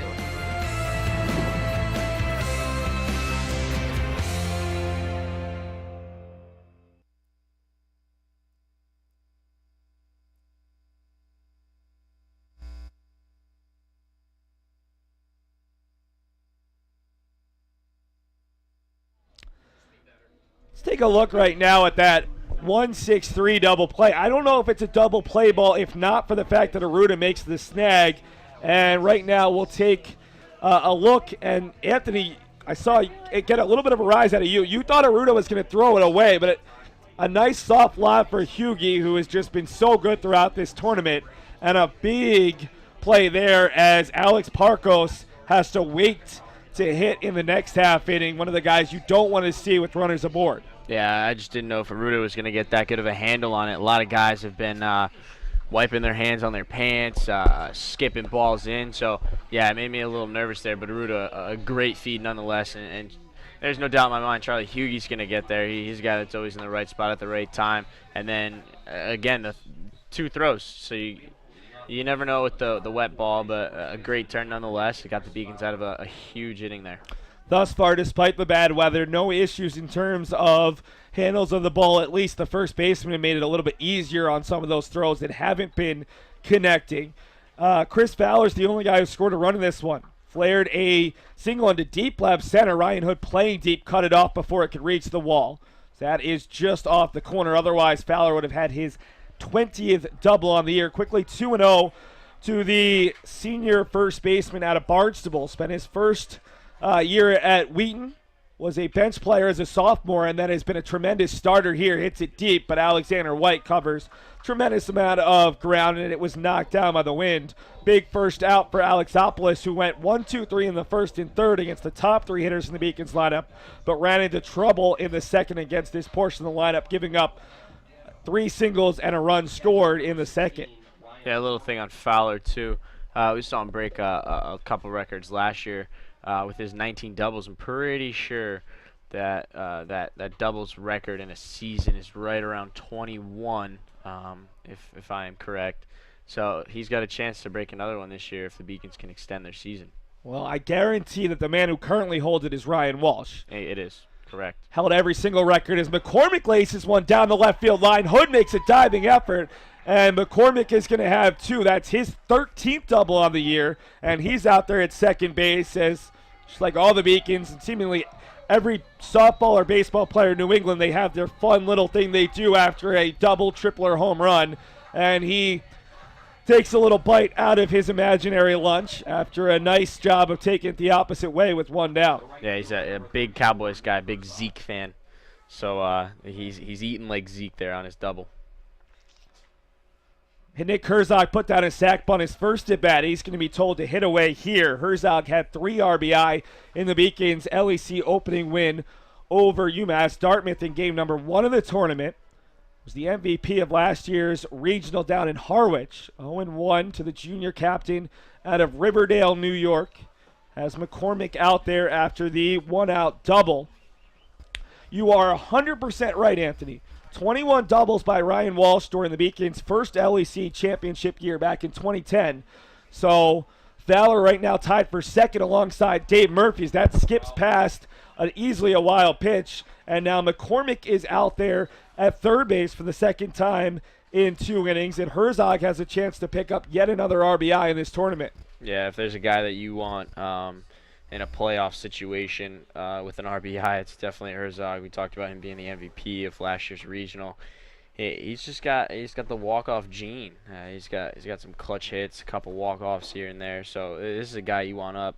But then again, he does have that thumb wrapped, so wondering how it may affect his swing as we saw him bunt his first at bat. But we'll see what Herzog has here. Infield drawn in with the runner at third. 2-1 just misses. 3-1. Herzog has tremendous speed. Has 80 career RBI in 132 games, including 40 as a sophomore, 30 more as a junior. Hitting .289 on the year, a career .290 hitter. Very, very consistent player. 3-1, hits it out to center. This one should be deep enough as White has a long run. Not sure if he's going to get there, and he won't. And Herzog's going to take off for second on the odd bounce. White was playing Herzog to hit the ball deep to the left side of second base bag, and because of that defensive shift, we've seen it bite teams a couple times trying to play the win. Herzog gets not 1 but 2 out of it, and the Beacons' lead is 2 here in the 4th. That was a great job by Herzog, too, hustling out of the box there, thinking that, yeah, it might be a sac fly, but he hustled out of the box, got around first, and had an easy double there. Back-to-back doubles here in the 4th against Alexopoulos. Remember, this guy's a reliever. We haven't seen the pen get up yet for Eastern, so I'm going to try to get a pitch count on Drew Alexopoulos, but this is already a season high for him, going 3 1/3. Had not gone further than 2 2/3 innings at any point this year. Had done that twice against Brandeis and UMass Dartmouth. Anthony Cecere takes the pitch outside. 1-0 here to Anthony Cecere. He had an RBI single to center. And Anthony, what's the pitch count here on Drew Alexopoulos, the sophomore making his first collegiate start in the LEC championship game? He's got 65 pitches here, and that's got to be a high for him as well with not many innings. Well, we had 46 as the unofficial mark. There you go. Yeah, so 65 here. Looks like people are moving around in the Eastern bullpen. Don't know if they're walking around, if they're stretching, getting loose or what, but I would be interested to see if we get some movement starting up pretty soon. 2-0 fouled off. It does look like someone has just begun to soft toss, so not really trying to get ready quickly, but maybe ready for the next half inning or if this inning goes long. It's going to be difficult for us to identify relievers in the bullpen today, not because of the fog, but because everyone's keeping the warm-ups on because it's colder and because it is raining. Herzog out at second after the RBI double, takes off for third. Breaking ball inside. Did he go? They say he did, but it's a stolen base nonetheless. And Herzog, one of the best Beacons base runners, is at third here for Cecere, who is another one of those guys who's very good in run-producing situations. Yeah, it looks like Eastern's bringing the infield in here, not trying to give up that third run. Smart here. Cecere needs to just get a ball and try and lift it into the outfield here. Already with one RBI on the day, the 2-2 hits it foul. Cecere came on as a starter in April. Actually started the year at DH, lost that spot to Kyle Boudris, who had to be in the lineup one way or another and was banged up with a hamstring injury. Cecere adopted to a new position, went out and left, just like the Beacons did last year with Luke Nagelins, played really nice left and been a good hitter for the Beacons as he fouls that one off. Cecere on the year, 337 coming in, 29 of 86, 12 runs scored, 15 RBI, 6 doubles, 2 triples, and 1 home run. Has struck out 23 times, though, in 86 at-bats versus just 3 walks. So he's a guy who's going to take his hacks. Infield drawn in. Herzog at third after the RBI double and a stolen base. The 2-2 to Cecere, hit out to deep center. This is going to probably score a run. And again, White's going to be on his horse, and he's going to get there. A sac fly as Eastern is really shifting these Beacons hitters hard because of the wind. And even if White was underneath that in plenty of time, he wasn't getting the speedy Herzog as the Beacons make it a 3-0 game in the top of the 4th inning.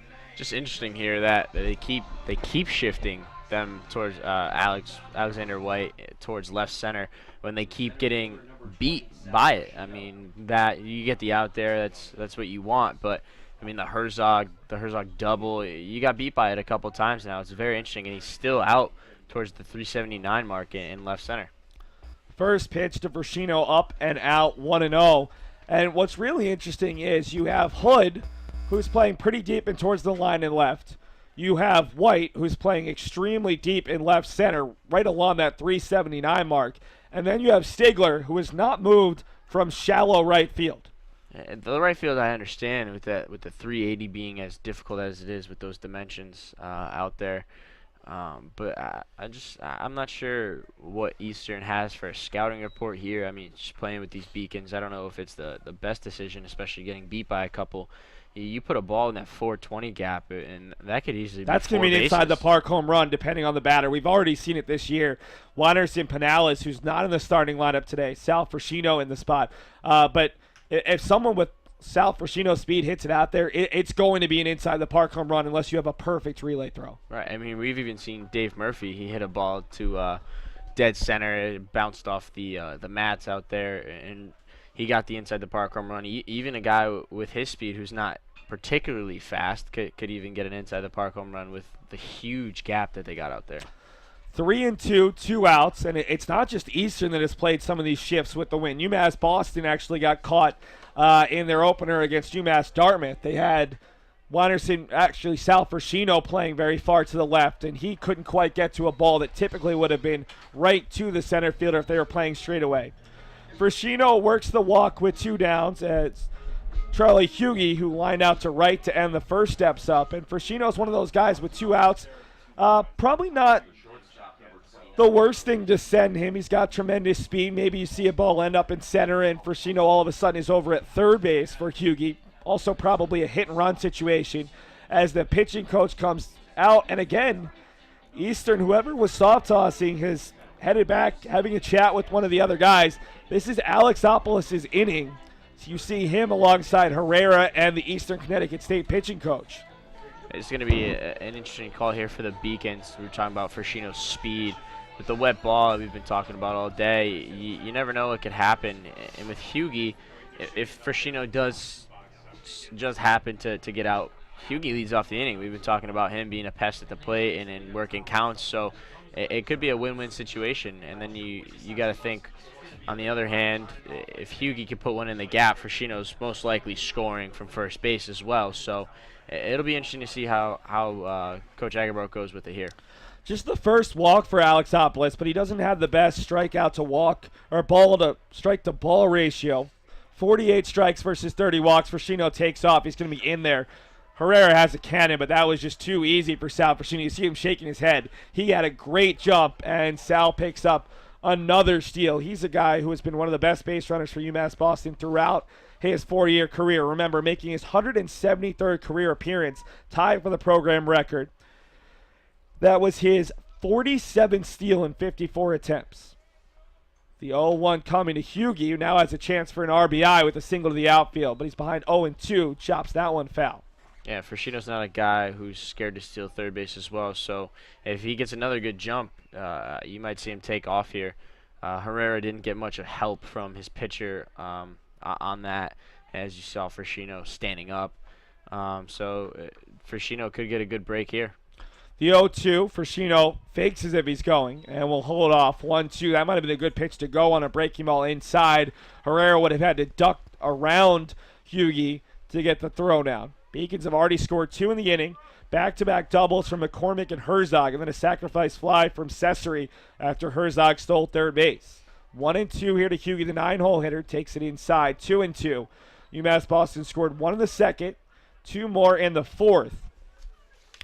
Eastern has just 1 hit through 3 innings against Tylor Arruda and had their best chance in the bottom of the third, but with 2 on and no outs, Arruda got a strikeout swinging in a 1-6-3 double play to get out of it.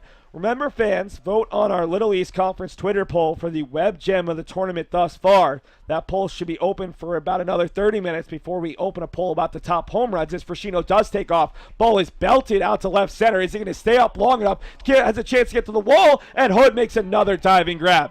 So Hood, the only guy who hadn't had a web gem-esque play out there for Eastern. There he makes a great play to fight off the wind, and Hughie's hit it hard twice, but he's 0 for 2, has left 3 on base. We head to the bottom of the fourth. It is 3-0 UMass Boston. I did receive a non-athletic scholarship upon entering school. I got the presidential scholarship, which was huge for me. I think there's more opportunities for academic scholarships in Division III. I did receive academic scholarships. Just being involved on campus, being a leader, all those things combined kind of get me recognized. It's a great experience for me.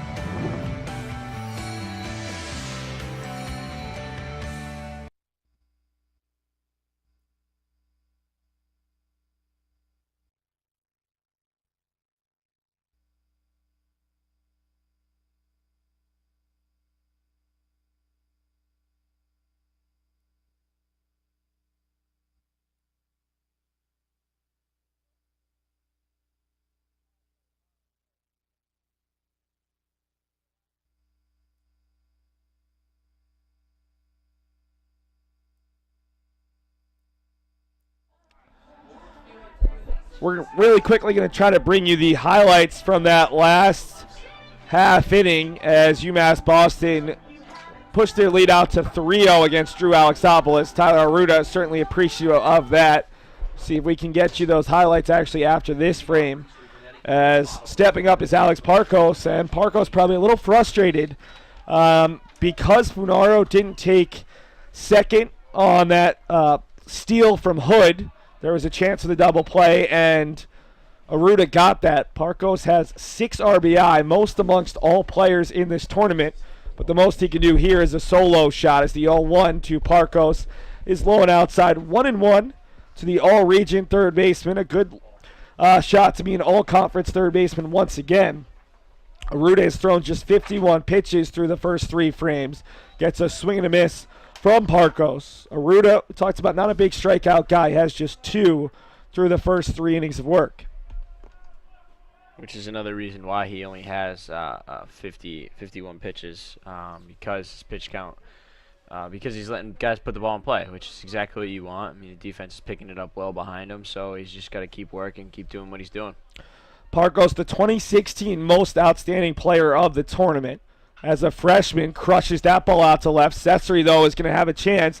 Wind blew that one down, and he might have gotten it a little bit in on the hands, not fully able to extend the arms for the first out of the 4th inning. So Parkos retired. It brings up DJ Scavone, who struck out swinging with Parkos over at first base with 2 down in the first.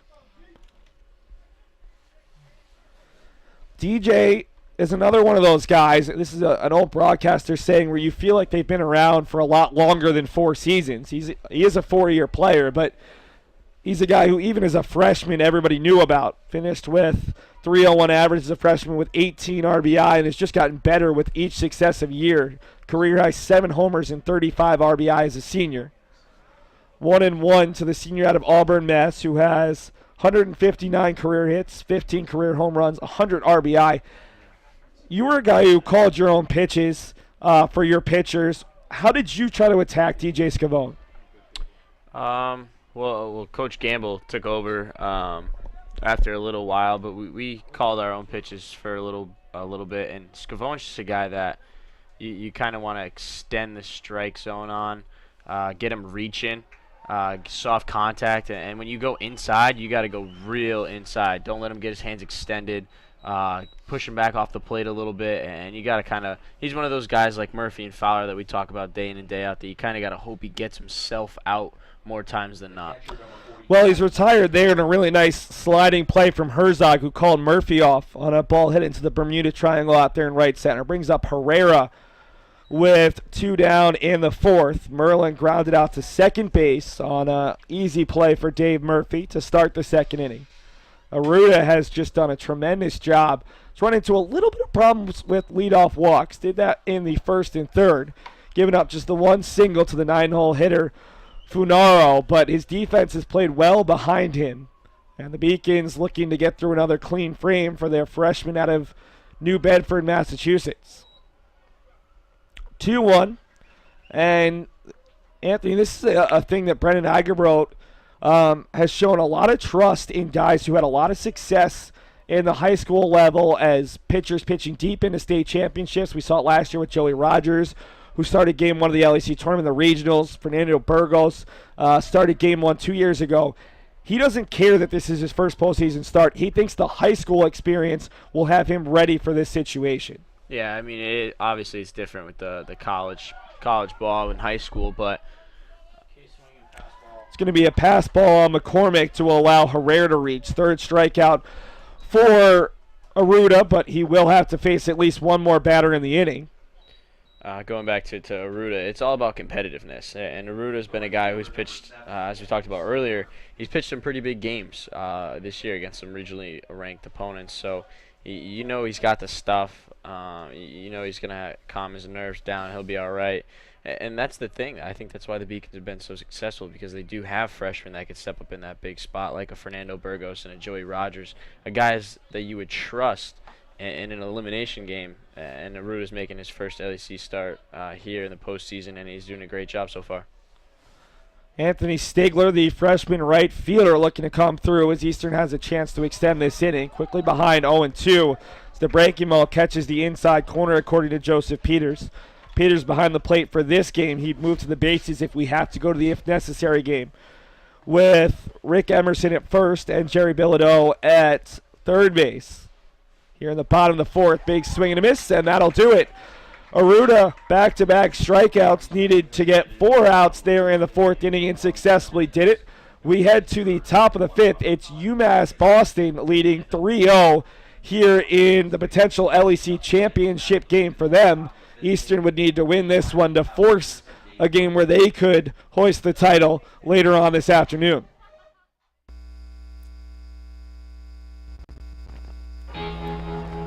Cheer for the stumbles.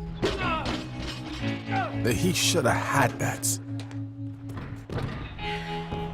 And the tears that linger. For in those moments, greatness lies. There, you will find the provoked, the determined, the unified. It's in those moments that champions are born.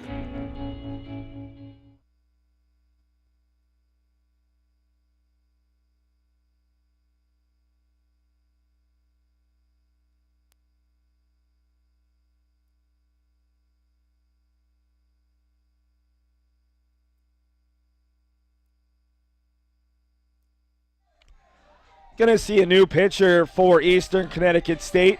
Nicholas Krzyzewski, the guy I tabbed as a likely starter. Well, he's coming out of the pen, but another guy who could probably give you a few more solid innings for Eastern as they try to not use everybody in this game.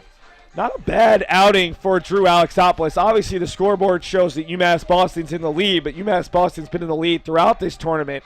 Alexopoulos goes 84 pitches, 52 for strikes in his first collegiate start. 4 innings, 5 hits, 3 runs, 3 earned, 4 strikeouts, and 1 walk. Maybe hurt a little bit by the defensive shifting that didn't work out. Krzyzewski's made 5 starts this year. What do his numbers look like, though, Anthony? So we got 2-1 with a 7.25, as you see on the screen there. But he's got 5 games started, 10 appearances, so he'll start or he'll come out of the pen. He's one of the Eastern's most trusted relievers here. He's got 22.1 innings, 28 hits, and 19 runs. So, I mean, it's a guy that you trust. I mean, let's see, he's got 22 strikeouts as well. So he's got about a strikeout an inning. So, I mean, he's got the stuff. He's one of their most trusted relievers. And down 3, it's a guy you want to come in and shut the door here. His one issue has been walks, 18 walks in 22 1/3 innings. This Eastern team has not had issues with walks all season long. You look at it, nobody on the roster has more than 19 walks. That's Sam Kostarich in 56 innings. So really, if they have a pitcher who struggled with walks, who they rely on, it is Krzyzewski with those 18 walks in 22 1/3 innings. Opponent's hitting .311 against him, and he'll face the top of the order. Eddie Riley coming up for the 3rd time, and probably happy to see a new pitcher after he struck out swinging and looking to lead off the 1st and the 3rd, and takes the first pitch strike from Krzyzewski.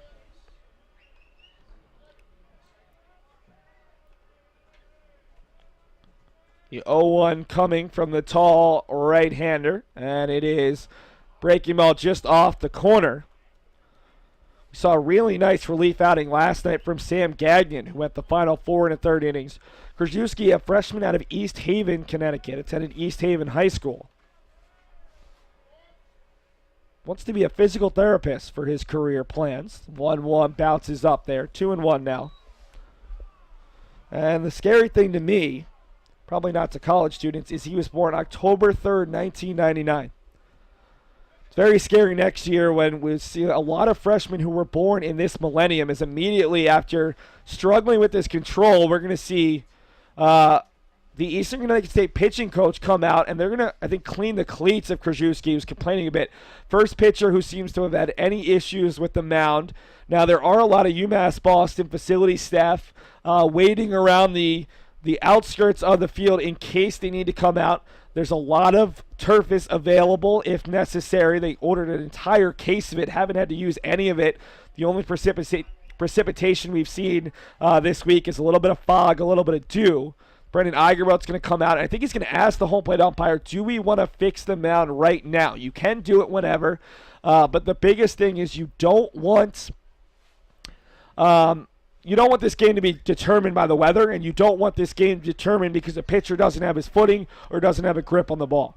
Yeah, and I think the mud on his cleats there might be more from the bullpen mound, because this mound out here doesn't look too bad right now.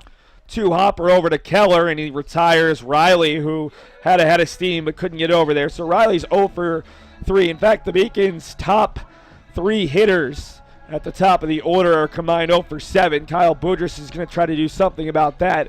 Boudris comes into this one with 174 career hits.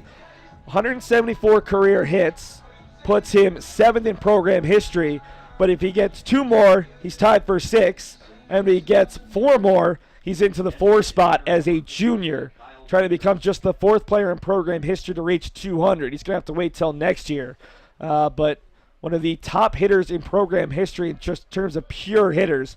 Doesn't have a ton of pop, just 2 career home runs. And he's down in the count 0-1. Thus far, he's grounded out to short and flown out to left.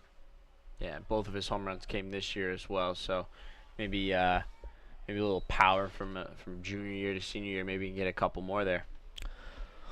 Boudris, who's been a career hitter at a 344 clip, actually hitting a career low 323, but that could change with a couple hits in a row. 51 of 158, 36 runs scored, 32 RBI, 8 doubles, 2 home runs, and 11 walks. The 1-1 to Boudris. Bounced low, a guy who just has the easiest of swings, just a flick of a wrist, and another guy who is just phenomenal. When he comes out with runners on or runners on with 2 outs, you just have all the confidence in the world that he's going to come through. Yeah, he's one of the best 2 out hitters that I've ever played with, and definitely on this Beacon stat lineup. Fires it out to left. The ever reliable Ryan Hood is there. And out number 2. So the Beacons still struggling to get runners on for these top 3 as Dave Murphy will look for his first hit. Murphy has struck out swinging and flown out to right. Remember, folks, you're running out on time to vote for the top defensive web gem. If you missed it between the top of the second and the bottom of the second, but have been following along all tournament, the 3 candidates for web gem of the tournament, Alexander White scaling the wall to rob this man, Dave Murphy, of extra bases. It was a sacrifice fly, but Murphy probably thought he had 2 or 3 bases off the bat.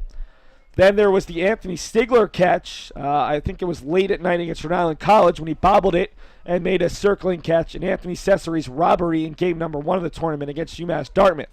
You have about 10 more minutes to vote. We'll bring you the top home runs in this tournament in the 6th. And we'll have another Twitter poll for you. To vote, it's the Little East Conference Twitter. Little East, all one word, CONF. And you can vote for just about another 10 to 12 minutes. Murphy fouls it off 1 and 2. We'll have highlights from this last game of the tournament and potentially the last 2 available on the Beacon's YouTube page. You can also check out our Day 4 recap. David Wahlberg and myself, Seth Orensky, have been doing recaps after the last 2 days. I was joined by John Scooters after day 1. So we try to give you a deeper look at each of the games of the tournament. 1 and 2 to Murphy with 2 down as Krajewski looks to get through a 1-2-3, and that just missed.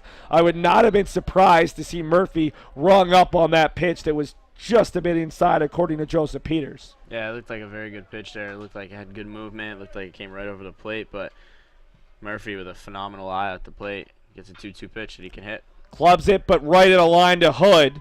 And Brian Hood's been active. Has made plays on 3 of the last 4. We head to the bottom of the 5th. Eastern's got to get something going against Tylor Arruda. Otherwise, could be seeing their tournament, potentially their season, come to an end. As right now, we're going to take a little bit of a longer break. They're going to work on the mound just in case. So we try to keep this the best possible playing surface for this Little East Conference Championship game number 10 of the 2018 tournament. The University of Massachusetts Boston, with its scenic oceanfront campus, easily accessible to downtown Boston, is recognized as a model of excellence for urban public universities. 16 NCAA Division III sports are part of the more than 100 student organizations that create an engaging campus life in America's biggest and best college town. UMass Boston, Boston's urban public research university.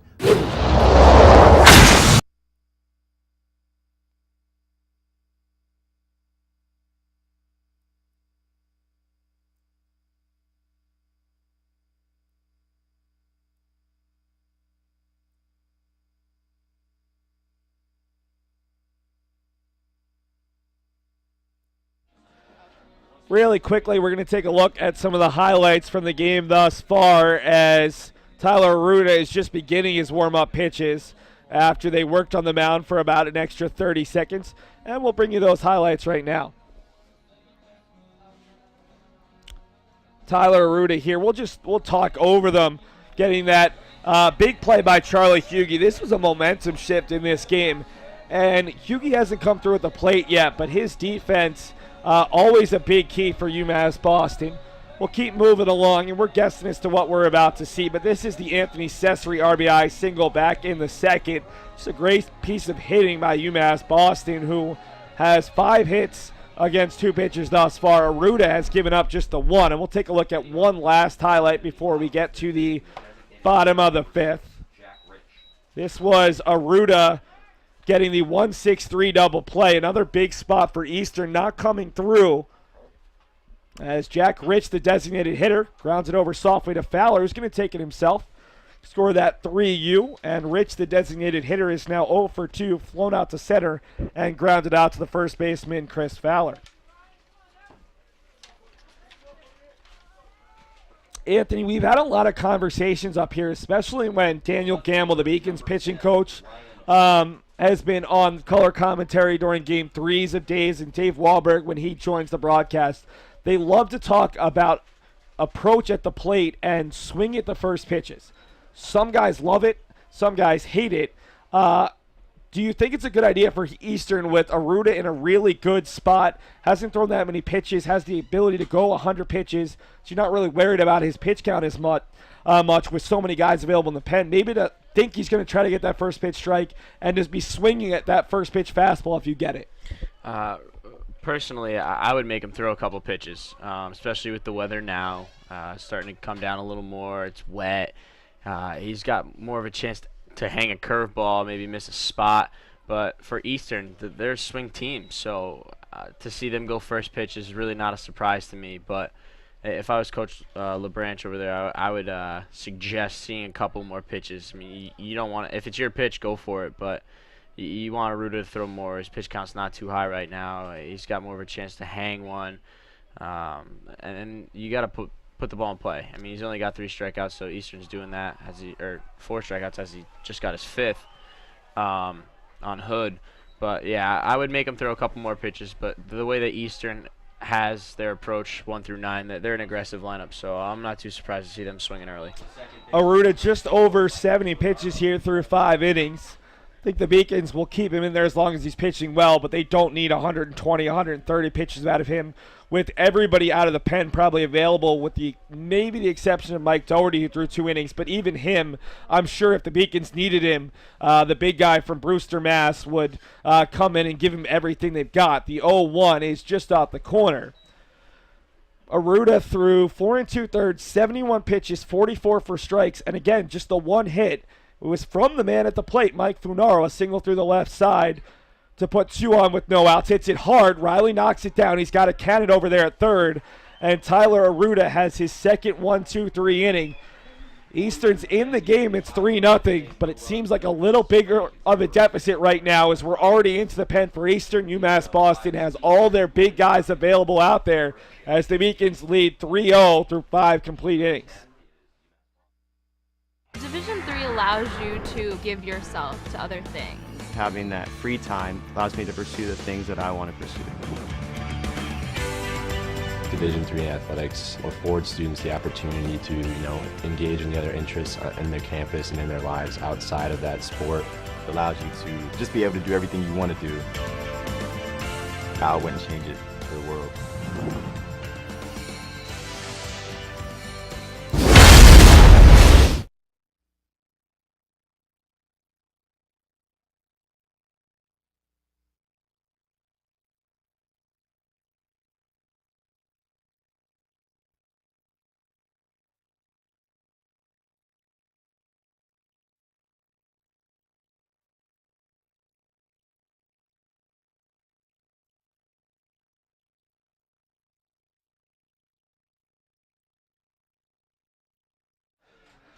Folks, you have 3 minutes left. 3 minutes to get your vote in and to determine a winner on our web gem of the tournament. Alex White has 43% of the votes. Anthony Stigler has 43% of the votes.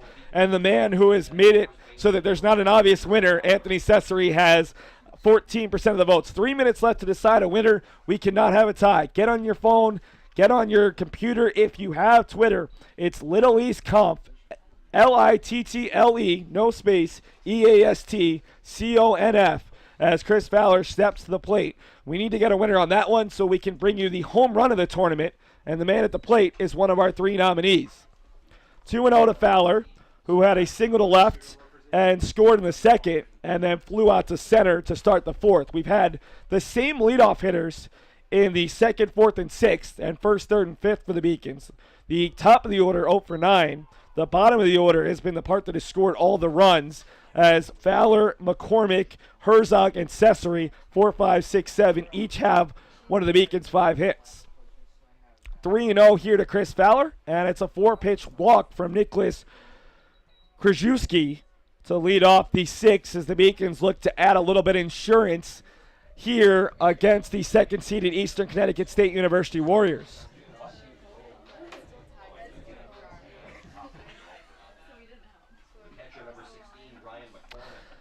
So that is the first walk for Krajewski, just the second walk total for Eastern Connecticut State pitchers. Brings up Ryan McCormick, who his last time up doubled down the left field line just past the diving Hood and came in to score on Nick Herzog's double. Again, usually this is a bunt situation for UMass Boston, but scouting report on McCormick, not a good bunter. You can see that in the stats, and you obviously playing with him last year. Just some guys are not as good handling the bat as others. Yeah, McCormick, he's a swinger. He had a couple attempted bunts his freshman year, and it's just not really his forte. But he can hit the ball well, so it's okay to see. It's a good thing to see him swinging here. He's got a 0-2 count. He's pretty good with 2 strikes. Choke up, see what he can do here. McCormick was the Beacons' go-to pinch hitter a year ago. One of the Beacons' top hitters as a sophomore catcher. Another ball out to left. Hood's going back, and he's not going to make the play. It's high off the wall. They're going to send Fowler home. Now they'll hold him off, and it's back-to-back doubles for McCormick, who maybe Ryan's making a late push for potentially player of the tournament. Again, there's not one guy, as you maybe disagree. I don't think there's one guy, though, that you can say automatically, this is UMass Boston's player of the tournament. It has been such a balanced effort. Herzog was the guy in game number 1. Fowler the guy in game number 2. You can make an argument that Hughie was the guy in game number 3. It's not as if one guy has had to consistently come through for this Beacons team. Yeah, there's absolutely going to be a discussion there if the Beacons pull this off. And 3 of the guys we're talking about right now, 2 of them are on base and 1 of them's at bat. So as McCormick makes a late push, Herzog can make it a little harder here. See what he can do here. If he gets a couple RBIs here, he's definitely in talks already, but he could make his case a little stronger here. Herzog put down a sac bunt to move both runners up back in the second when the Beacons scored their first run, and then had an RBI double out to right center, stole third, and came in to score on Anthony Cecere's sac fly. He's got 2 runners aboard. Infield has come in every time for Eastern when there's runners on the left side. The first pitch to Herzog fouls it off, and we talked about it his last at-bat, same situation. This is the guy you want up. He's very good at driving the ball, and it should be a situation where if you can get a ball to the outfield, Fowler's not the fastest guy, but they're playing so deep it should score a run. 0-1 to Nick Herzog as he takes that one high and up. We do have a winner, 21 final votes, not a bad number. We'll bring you the results at the end of this half inning, and then we'll bring you the second poll of the day, the top home run of the tournament. 3 worthy candidates as well. Krajewski trying to get out of a 2-on, no-out jam. 1-1 as the Beacons look to score a run for the third time, or the third inning today. 1 in the second, 2 more in the fourth. The Beacons add any here.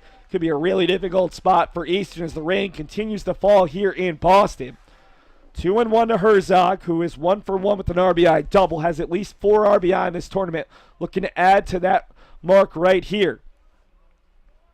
Just has been a tremendous postseason player in his 2 years as a starter. The 2-1 coming to Herzog, nearly caught him, but it catches the inside portion, 2-2. Wow, that's an interesting call there. It looked like a clear-cut ball here. It looked like it almost hit Herzog, as you mentioned, and called a strike. So, I mean, Herzog's a guy who can hit with two strikes on him, so we'll see how he goes here. Well, Joseph Peters is setting up on that inside corner, so maybe he had a better angle than we did. The 2-2 coming to Herzog is up high. We have seen that call a couple times today where Peters has rung up a batter on the inside half when they maybe thought it was going to hit them. It happened to Sal Frashino back in the second inning. Full count here to Herzog, who has tremendous speed. Fowler with decent speed at third, the same with McCormick at second. Infield in, trying to keep this a 3-0 game. The 3-2 coming to Herzog, fouls it back. We'll do it again. Nicholas Krajewski started 5 games, come out of the pen 6 times now, trying to keep the Beacons off the board. Gave up just 1 hit thus far. After a 1-2-3 fifth, has run into problems here in the 6th. He's the second pitcher of the day for Eastern, who threw Drew Alexopoulos. First career start, went 4 innings, allowed 3 earned runs. The 3-2 to Herzog bounces up there, and the bases are full of Beacons.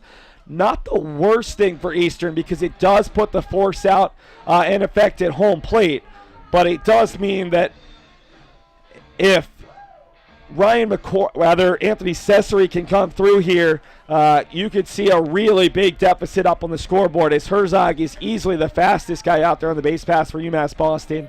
And Krzyzewski has now walked the leadoff hitter, given up a double off the wall and left, and now a second walk here in an inning plus, and that might do it for Nicholas Krzyzewski. Matt LeBranch, the slow walkout. There is a righty throwing out in the bullpen, and they are going to call for him. We'll bring you the numbers on the new righty, but first, if I can unlock our Twitter poll, we're going to give you the winner of this Twitter poll. There were a lot of late votes. We had about 6 votes with 10 minutes remaining. We ended with 21 votes. Alex White, deservedly your winner. 48% of the votes. That tremendous catch yesterday. Honestly, one of the best catches I've ever seen here at Monin Park, much less this tournament. Anthony Stigler, a respectable 19% of the vote. A lot of late votes for Anthony Cecere, who takes up 33%. And we even had someone who wasn't voting on the poll, but gave a shout out to Alexander White. Congratulations to Alexander, who has been one of my favorite players to watch. We're going to get to the numbers and the name on the new pitcher after this commercial break. And remember, in between the top and the bottom of the 6th inning, we'll take a look at the top home runs of the tournament. 3 3-run homers were impact plays throughout the 2018 LEC tournament.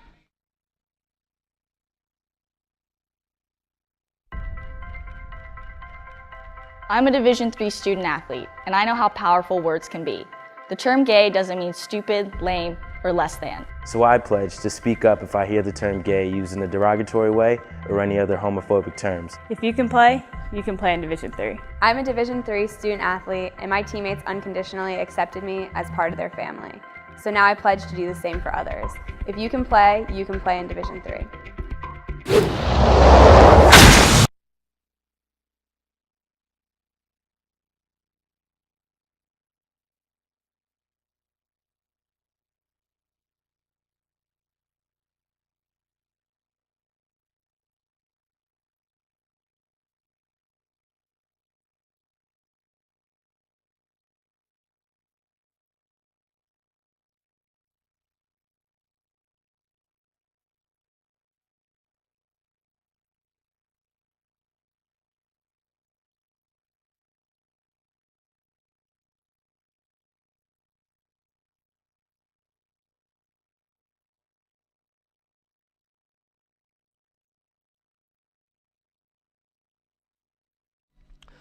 Not an easy spot for Kolo Gorzalak, but if you're going to see a guy for Eastern Connecticut State who's had to come through some difficult situations, it is Cole. He's already pitched twice in this tournament. You can see the rain picking up as Anthony Cecere wipes off his bat.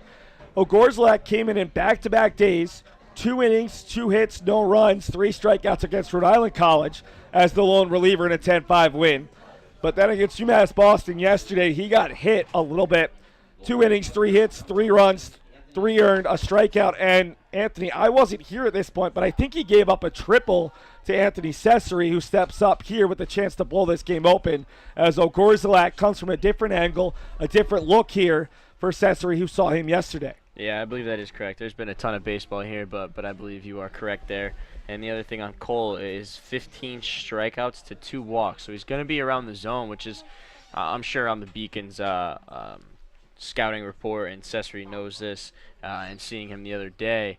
So Cecere's going to be ready to swing here. I mean, and now he's gotten in an advantage count with 1 ball, no strikes. But 15 strikeouts to 2 walks. Cecere hits it in the exact same spot. It's going to score 1. It's going to score 2. Here comes Herzog to third. Cecere's looking for his 2nd consecutive triple against Gorzalak, and the Beacons have blown it open in the 6th as Anthony Cecere has a chance maybe to be your MVP. A huge bases clearing triple, and the Beacons have blown it open with their 4th 3-run inning of the tournament. The Beacons have used a 3-run inning in each of their first 4 games to blow the game open, and the Beacons are celebrating in the rain. It's 6-0 with still no outs and a runner on third here in the 6th. Yeah, a lot of late pushes here for most valuable player of the tournament for UMass Boston, and we talked about it on and a little bit of off camera. It's been such a team effort, but Cecere making a late push there for his own name to be tossed around. Well, Cecere's got 5 of the Beacons' 6 RBI in this game. That's a pretty good stat. Remember, DJ Scavone was the guy back in 2016 who put up big late numbers, but Alex Parkos had just been so good throughout the tournament.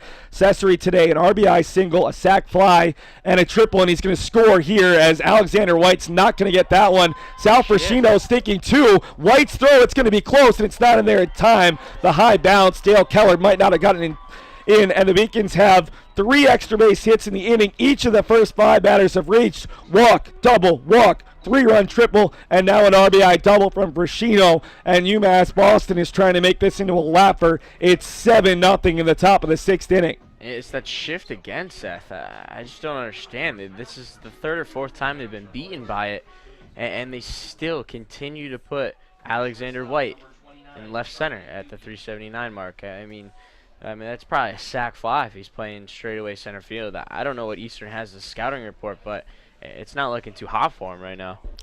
Well, Gorzalak, who's one of the most trusted relievers for Eastern Connecticut State, this is his 3rd relief appearance, his team-high 18th appearance of the season as Hughie shows bunt and pulls it back, has given up a 3-run triple hit down softly down the right field line, and then a double to right center, allowing all 3 inherited runners to score. That's going to make Nicholas Krajewski's line a lot uglier. And then an RBI double. You have to stop the bleeding right now if you're Gorzalak. And the tough part is Tylor Arruda on the other side is just cruising. Has allowed 1 hit through the first 5 innings and sitting in the Beacons bullpen, ready to go at any moment. You've got the murderers row of McGuire, Kaufman, and Tramandozzi, 3 guys who were tremendous, not just last year in the tournament, but the NCAA Regionals and the College World Series, guys who are not going to be fazed by the moment in any way. Yeah, and up 7-0, those are 3 guys you really don't want to see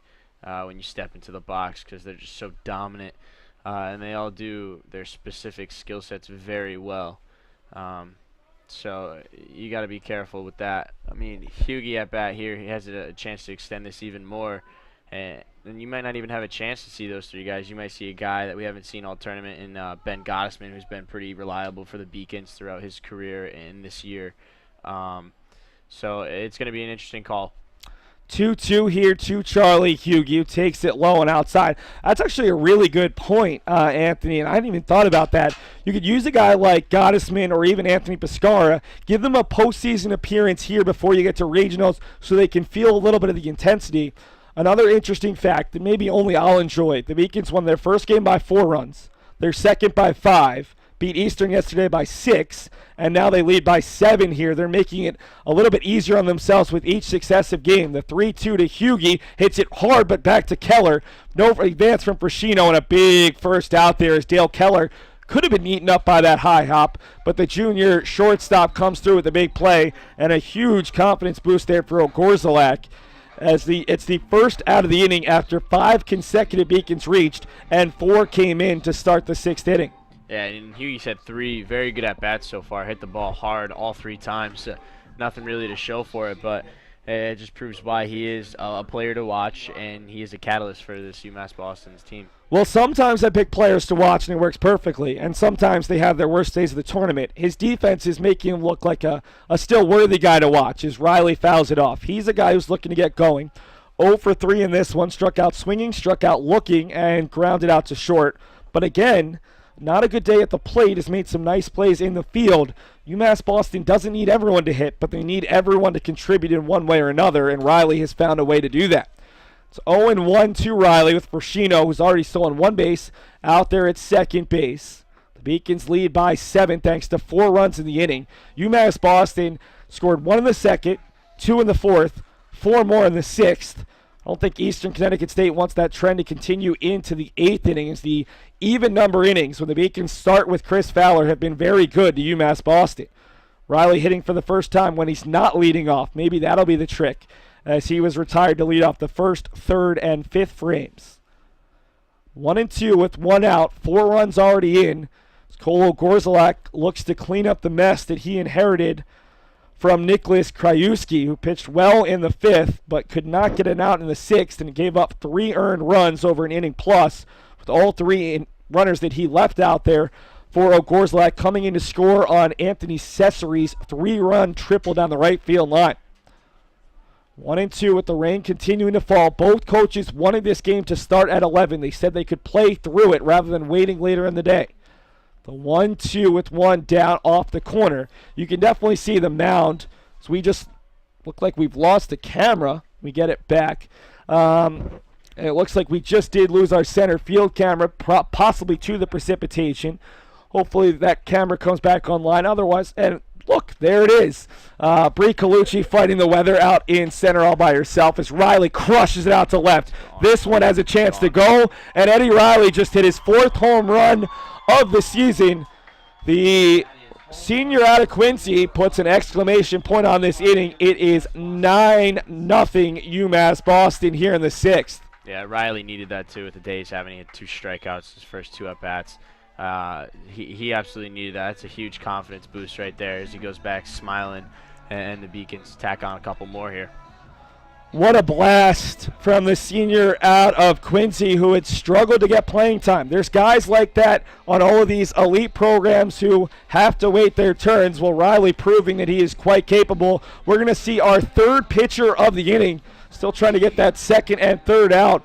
They'll come in to face the 8th batter of the inning as UMass Boston has had 7 players step to the plate and 6 of them have come in. UMass Boston leads 9-0, needing just 12 more outs to be deemed LEC tournament back-to-back champions here in 2018.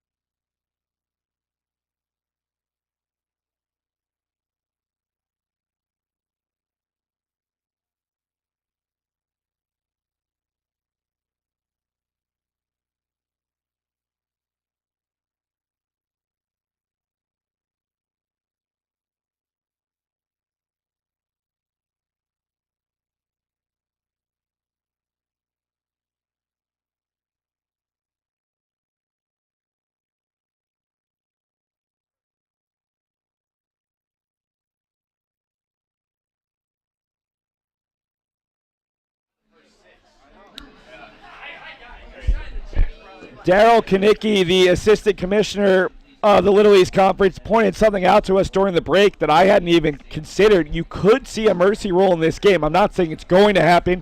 Eastern certainly is not done. We've seen them put up big innings. But at 9-0, it's the same rule that applies during a Little East Conference game during the regular season.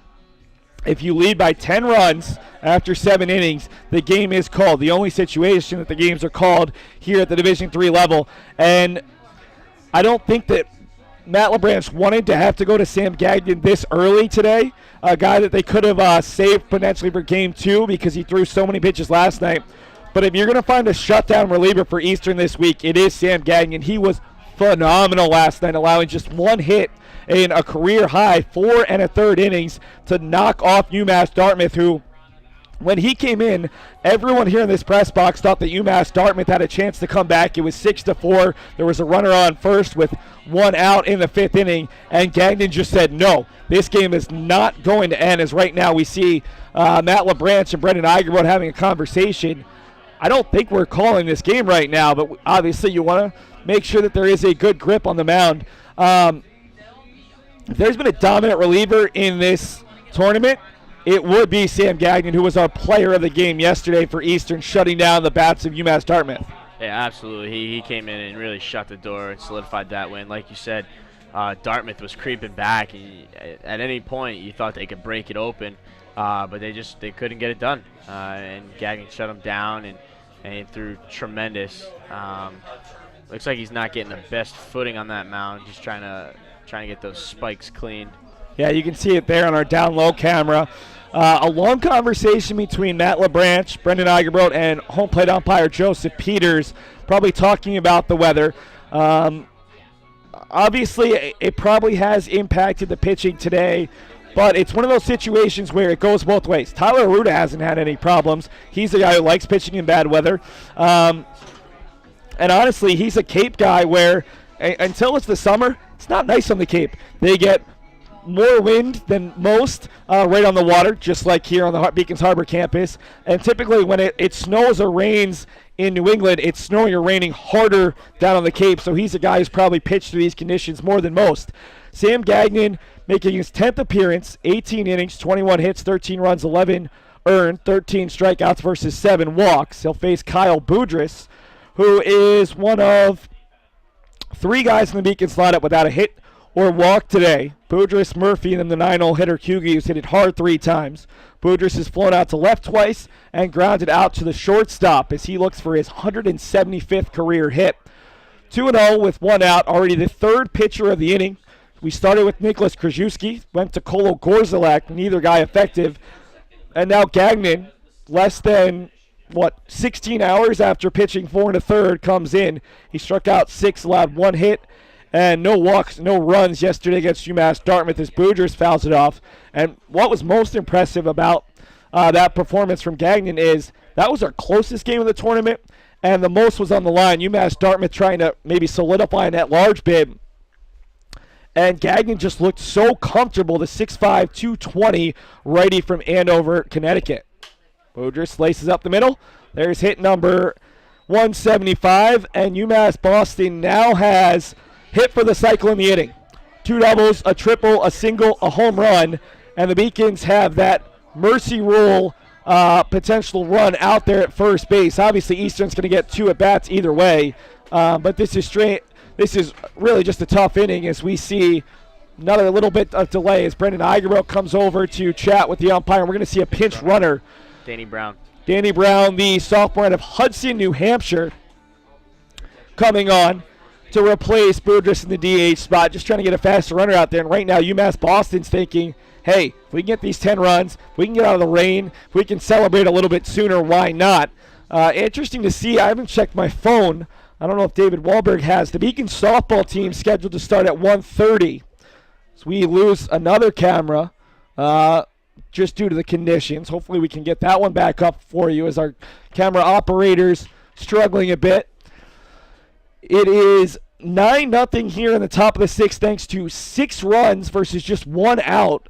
The Beacons have had a runner reach on a walk, double, walk, 3-run triple, RBI double, ground out to short that was hard hit, a 2-run homer, and a single up the middle.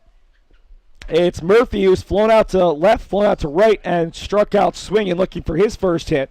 He awkwardly swings at that breaking ball, quickly 0-2. Yeah, something to note here too, Seth. The people at home can't really see it, but Eastern's got some. They had number 25. It looked like Colin Russell throwing behind the dugout, and it actually looks like he took a bat out there and was swinging. So they might have some changes coming up in this next half inning. They had a couple guys swinging some sticks behind the dugout, so never know what could happen here, but maybe a couple changes here in the future for Eastern. Well, that's weird because right now for Eastern they've got 1, 2, 3 due up in the bottom of the 6th, which is one of their better spots in the lineup. Right now, Gagnon trying to get Murphy. 1-2 bounces up there. You know Murphy would like to come through. He doesn't want to have an offer next to his name here in a championship game. 2-2 to Murphy with Danny Brown bouncing off first base. He's typically a defensive replacement pinch runner kind of guy, a very good athlete. Was the high school state leader in New Hampshire, I think, for completion percentage during his senior year. Started his career at UMass Amherst, did not play in the fall of his freshman year, transferred to UMass Boston and played last spring. 2-2, that one just misses. And I really respect the umpires throughout this tournament. They do not care what the score is. They are going to call the correct calls. Not to say that it happens a lot during the regular season, but sometimes in a blowout you do see calls on bang-bang plays, maybe go a little bit towards moving the game along. 3-2 here to Murphy with the runner on first. That one much further out. And the Beacons have batted around here in the 6th. It's Chris Fowler who led off the inning with a walk and came in to score on Anthony Cecere's 3-run triple. Fowler has singled and scored, flown out to center, and walked and scored 2 runs for the guy they call Big Red for UMass Boston. Yeah, and if there's a guy you want, if you need 1 run, if there's a guy you want up right now, it would be Chris Fowler. He can get it done. I mean, other than Cecere, obviously, who's had a heck of a tournament and a game with that base clearing triple. But Fowler's a guy that you always trust, and when he's at the plate, you know something big is going to happen. Fowler, 43 RBI this year, 48 as a junior. Takes the first pitch on the outside as he's woe-to-do. 94 career RBI at UMass Boston in 3 seasons. 114 games, has 36 doubles, 6 triples, and a home run. So UMass Boston looks to tack on to their already 9-0 lead. Sun looks like it's peeking out a little bit from the clouds, up and out. Gagnon has struggled with his control. And Anthony, I mean, you probably feel it a little bit as a catcher where you had to maybe catch 9 innings and then come out the next day and catch 18 more. But it's got to be even harder as a pitcher. I can't imagine he's got anything left in the tank at this point. Yeah, I mean, all you can really do there is ice and then see how it feels the next day. I mean, catching wasn't the best, wasn't particularly fun, but yeah, pitching it's tough. I mean, and the thing is you need at least 2 pitches to get through it as a reliever. So if you don't have that pitch or your arm's a little sore and you can't throw a specific pitch that day, it could be really tough on you. 50 pitches last night. Fowler puts it through the left side. They will send Danny Brown. The Beacons have a 10-0 lead, and there's still just 1 out in the inning as Fowler picks up his league-leading 44th RBI of the year. Came in with a tie with Alex Parkos, who will have a chance in the bottom of the 6th whenever we get to it. It is 10-0 UMass Boston. They've sent 10 batters to the plate, and just 1 has been retired. And Gagnon, who had not pitched in back-to-back days all season long, is going to exit after allowing a single, a walk, and another single. The 4th pitcher of the inning for Eastern, who had done a good job of minimizing their relievers early on in this tournament, but they threw a guy who had never started. Alex Opolis did a good job going forward, but they just cannot find anybody left. Be interesting to see who the next guy is out of the pen. And remember, when we get to the break between the top and the bottom of the 6th, you know what? Forget it. We're going to do it right now. We're going to play you the top 3 home runs of the tournament so that you can vote on something as we try to get through this inning. And 3 great candidates, Chris Fowler, Mitch Baker, and Alex Parkos, 3 big momentum-shifting 3-run homers. We'll play those for you right now. No audio, unfortunately, and then we'll be back with the new pitcher at Monin Park.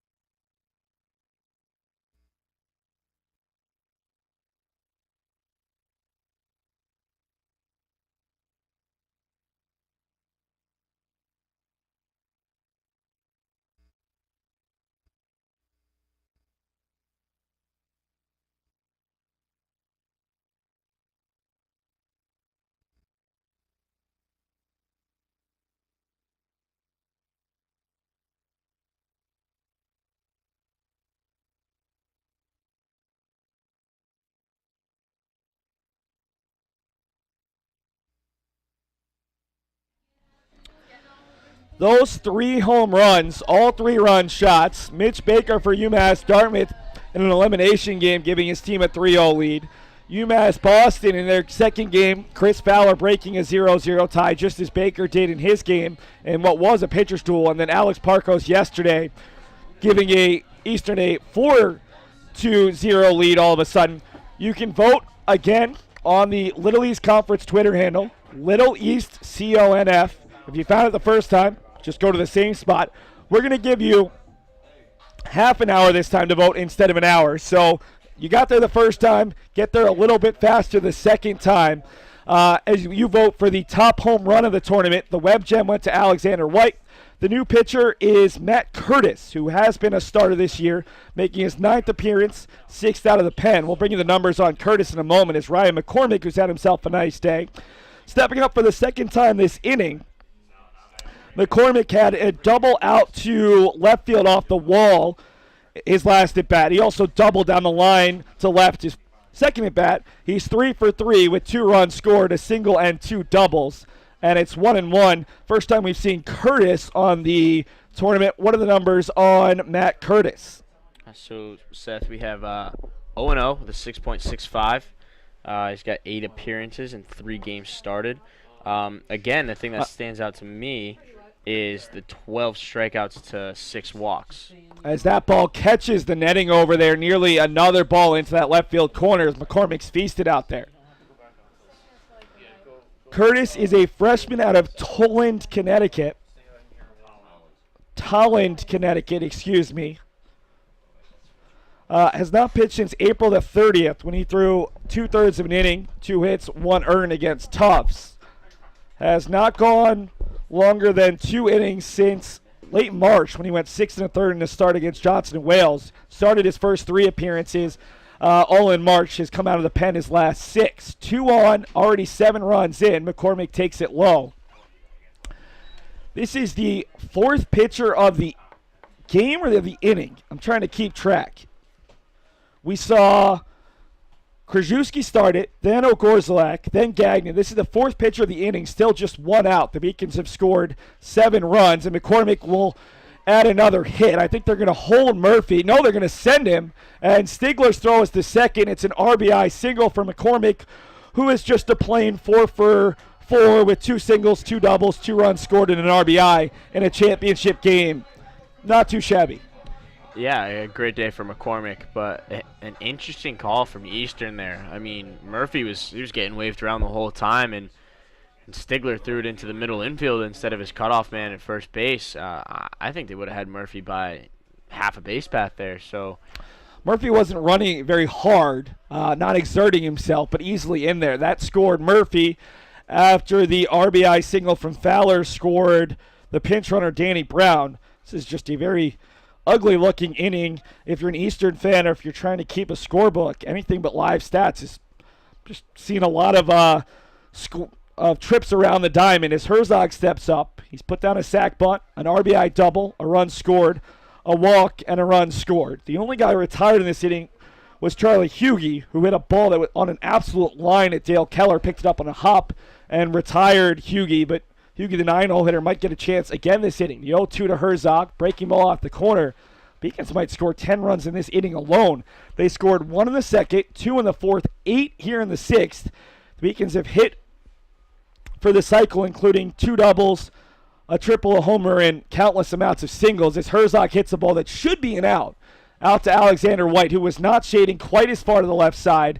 And there are 2 down in the inning for the guy who's had the best day of any UMass Boston player, Anthony Cecere, 2 for 2 with 5 RBI and the massive hit in this inning, taking a 3-0 game to 6-0 with a 3-run triple just inside the first base bag against Cole O'Gorzalak, who came on in relief of Nicholas Krajewski, who started this half inning, 30 minutes ago?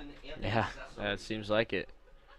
I mean, it's a great job to get out number 2. Now you're getting out number 3, and you got to score a couple runs here. I mean, it's going to be a tough feat with Cecere, the hot stick at the bat at plate right now. Well, the good news is that Curtis at least is fresh. Unlike a lot of these other guys who are being brought back for the 2nd or 3rd time this tournament, Cecere now has 6 RBI on the tournament to actually tie Parkos, who came in with 6 on the day. Cecere's 5 RBI, I believe the most of any player in a single game this tournament. He had an RBI in game number 1, and he now has 6 hits. Hits it over, and it's picked up by Funaro. Should have the play, and that will mercifully end the inning, but not before UMass Boston scores 8 runs It's an 11-0 Beacons lead, and Eastern needs to score runs either in this at-bat or the next one to avoid a mercy rule loss here in the LEC championship game. Take a break. Remember to vote on the LEC Twitter poll for the top home run of the tournament. It's UMass Boston 11, East Conn 0 here in the LEC title game in 2018.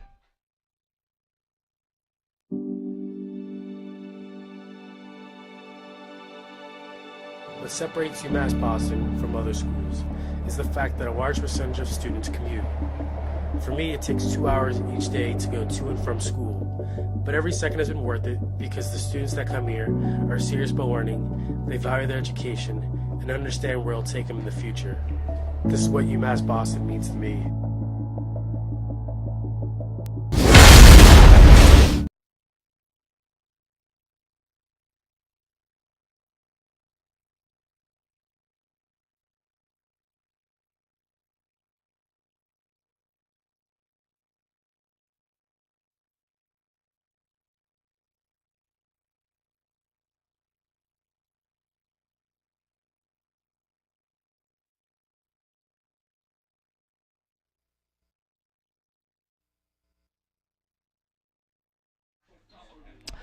You see a little bit more manicuring from past experience. It's not fun doing that. Back in the 2016 tournament, the Beacons are going to bring in a new pitcher. Tylor Arruda had a long wait. And with an 11-0 lead, it's going to be Joe McGuire coming on for Arruda, who won the state championship last year for, and I'm going to say it for the final time, Greater New Bedford Regional Vocational Tech. Has a chance to win another state title unless his bullpen absolutely implodes. And the Beacons are giving it to a guy whose numbers don't show how good he is. McGuire had a sub-2 ERA last year. He's one of the Beacons' better pitchers. His ERA is up this season. But Joe McGuire, the junior out of Peabody, Mass., has tremendous stuff and is a guy that Brendan Eigerbrodt really, really values out of the pen. Yeah, his numbers might not show it there with the 4.3 ERA, 4.30 ERA, but he had a little command issues early. He's figured it out. He's got tremendous stuff, and he's a guy that his velo's jumped from previous years, and he's up there at mid-high 80s. Good command. He's got tremendous off-speed stuff. So if there's a guy right now that you trust to really shut the door besides a Kaufman and a Trey Mendoza, this would be the guy. McGuire has appeared once prior in this tournament. An inning allowed, 1 hit and 1 strikeout in the win over Southern Maine. He pitched the 8th after a really strong outing from JT Moore. And the Beacons, remember, came in with an ERA of 1.67. They allowed 3 in the opener, 1 against Southern Maine and East Conn, and they have a chance for a shutout here, although Eastern has something to say about that. You can actually see on your camera 1 defensive change to the Beacons. Wanderson Pinellas is in for Anthony Cecere. He'll play right field with Nick Herzog moving over to left. So the Beacons taking extra precautions out there. Pinellas, Frashino, and Herzog, all center fielders out there in the cavernous outfield. It's not going to be easy to get a ball down, especially over their heads, as the leadoff hitter Alexander White hits for the 3rd time today. White led off the first and walked, stole second, but was limited on a 6-5 fielder's choice and then struck out swinging back in the 3rd. Yeah, and it looks, we pointed this out last inning, Colin Russell is on deck for Dale Keller here, so an interesting call by Eastern Connecticut. We saw him throwing and swinging last half inning, but he is on deck. Looks like he's going to get this at-bat here. That's an interesting move, as Keller statistically has a much better batting average by about 40 points. I mean, don't take anything away from Russell. 280 is very impressive, but Keller came in 3rd amongst regulars with a 317 average. And I just want to make one check. There is the possibility here that Matt LaBranch is thinking of his seniors. Colin Russell is a senior. You want to get these guys in what could potentially be their last game. Eastern ranks 11th in the region. It would take a lot for them to earn an at-large bid, and probably out of the cards. Russell is senior, so a chance to get him at least 1 more appearance, as Dale Keller is a junior. So a really nice, classy move from Matt LaBranch, as Russell senior who has appeared in 79 career games, will get a chance to play in game number 80. And he'll have a man aboard as Alexander White works a walk against Joe McGuire. Just the third free pass issued between Arruda and McGuire. Yeah, and to put McGuire into perspective a little bit, talked about his command. So with that, he has 11 walks on the season to 10 strikeouts. But he also has a .190 batting average against. So he's a guy that doesn't really get hit hard. He only gets in trouble when he gives some free passes. So we see he issued a free pass there to White. So he's going to have to work around it here to minimize the Eastern lineup. Colin Russell out of Sandwich, Massachusetts, which might be the best name for a town in New England that I've ever heard. I don't know the background on it, but I know some people who are from there. As Russell will have that ball end up in foul territory. McCormick bouncing up, but picks it up in foul territory. Just his 80th career appearance, a guy who has come off the bench for the most part. 43 for 150 in his career. Has seen a career high 30 appearances and 82 at-bats during his senior season. 5'11", 190, a utility third baseman / second baseman. He comes in for the shortstop, Keller. Wonder if they'll leave him in there at short. I'm sure if a guy can play third, he can play second. Probably has the ability to play a little bit of short as well. 1 and 2, White's over there at first base, always a candidate to steal, although I don't know if you want to run into an out down by 11 as it gets away from McCormick on ball 2. And it's going to be a wild pitch to move White up. And I don't think the weather has determined this game, but certainly a lot of these relievers have struggled with their control a bit more. And the mound, which is still in pretty good condition for the fact that we've been playing with precipitation right from pitch number 1 of this game. It certainly has seen a little bit more water throughout this game, although it appears as if the rain has all but stopped from our center field camera. I can't really see it coming down as hard as we saw during the 4th and 5th inning, maybe even the top of the 6th. Yeah, and you saw McGuire there kind of hop over the front of the mound to try and avoid that mud right there. Mile-high pop-up on the infield, an easy play for Murphy, and Colin Russell is retired. Brings up Alex Parkos potentially for the final time in this tournament. Parkos, a guy that has always hit well here at Monon Park. And he's not one of those guys who only swings for the monster. We've seen some really good two-strike approaches from Alex, hitting a couple balls out to right field, defensive swings, but capable of clubbing one over the mini monster. He's done it a couple times throughout his career. He's hit successfully in every game coming into today with 6 hits in 13 at-bats. Today is 0 for 2, a ground out to short on a fielder's choice and a fly out to left. Yeah, it's interesting here too, Seth. It looks like UMass Boston's outfield's taking a page out of the Eastern Connecticut outfield. And Frashino's at that 379 mark. Herzog shaded a little more towards the line, and Pinellas hasn't really moved in right field at all. Interesting with Parkos here, who really is a guy who has good power, like you said, could put it over the monster, but has also shown that he can go opposite field and then throw a double in there. It puts it in the gap, and he could just start running. With an RBI single here, he could tie Chris Fowler again for the league lead in RBI. Fowler had an RBI single of his own to take the lead by 1. Fouls that one off, got knifed in on the hands. 1 and 2 to Parkos as McGuire looks to get through a scoreless 6th inning. I think the Beacons would take a lot of pride in shutting out Eastern here in the title. So UMass Boston really prides themselves on their pitching more than almost anything else. They have a great hitting team, but their pitching has carried them through the postseason in each of the past 2 years, making a deep regional run as in their first ever at-large berth back in 2016, and then last year making it all the way to the College World Series game number 3. Graduated their top 2 starters, but haven't missed a beat. 2-2 line foul, just misses Jerry Bilodeau down there at third base. McGuire, a guy who had a 9 ERA as a freshman, sunk it down to a sub-2 ERA, 1.38. I think it was the second best ERA on the team behind Brian Kaufman, who had a minuscule 1.03 last year. and has been very reliable, making his 46th career appearance. That's third in program history as a junior, behind another junior, Bobby Tremondosi, the Beacons closers. There's strike 3 swinging. Parkos down on strikes for the out number 2. The other guy, Daniel Hefner, who I think has been listening a bit during this tournament, an alum who graduated a couple years ago.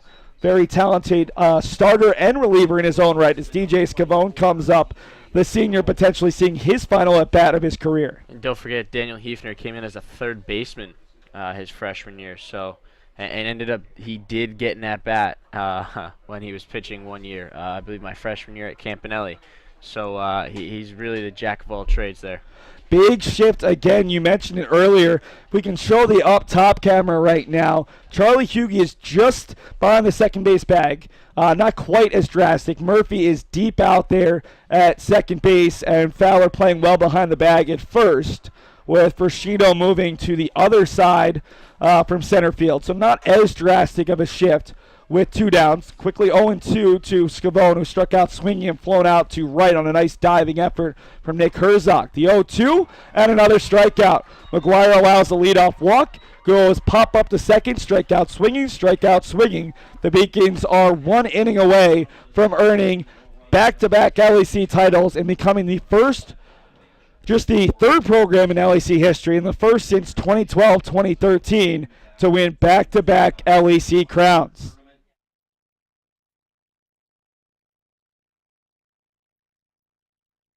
Paris changed my life, and I got there through UMass. Those very specific seminal moments in Paris, the subway. A man in a tuxedo walked in, and a woman in a long gown. And it was stunning. It all hit me. It was like a lightning bolt. There was this world of beauty and style that I wanted to be a part of. That was the beginning of the journey. And that all came through the University of Massachusetts. And that was really a key moment for me. That's one of those moments.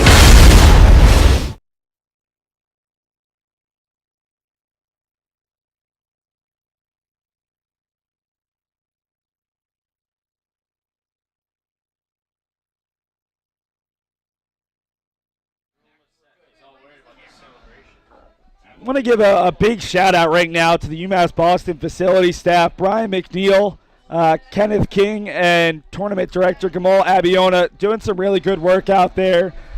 These guys, I mean, it's a long tournament, and this field has really looked good throughout. They also have to deal with a lot of fans coming in and out. And Monon Park, such a gorgeous facility in large part because of the work those guys put in on the mound, along with UMass Boston after every practice and game. The pitchers go out there. They try to keep it as great as possible. This is inning number 7. Beacon scored 8 runs in the 6th on 7 hits. They hit for the cycle, and we're going to see a pair of changes. Anthony, let me know what we're looking at in the middle infield for Eastern. So as we saw in that inning, a pinch hitter for Keller, we had Colin Russell come in, primarily playing second base in this tournament. We saw Finaro move from second base to shortstop, and Russell went to second base there. So we were talking about see if he could play shortstop, a little off camera, a little on. But yeah, he's moved to second base there. Finaro slid over to shortstop. We got Frashino leading off here.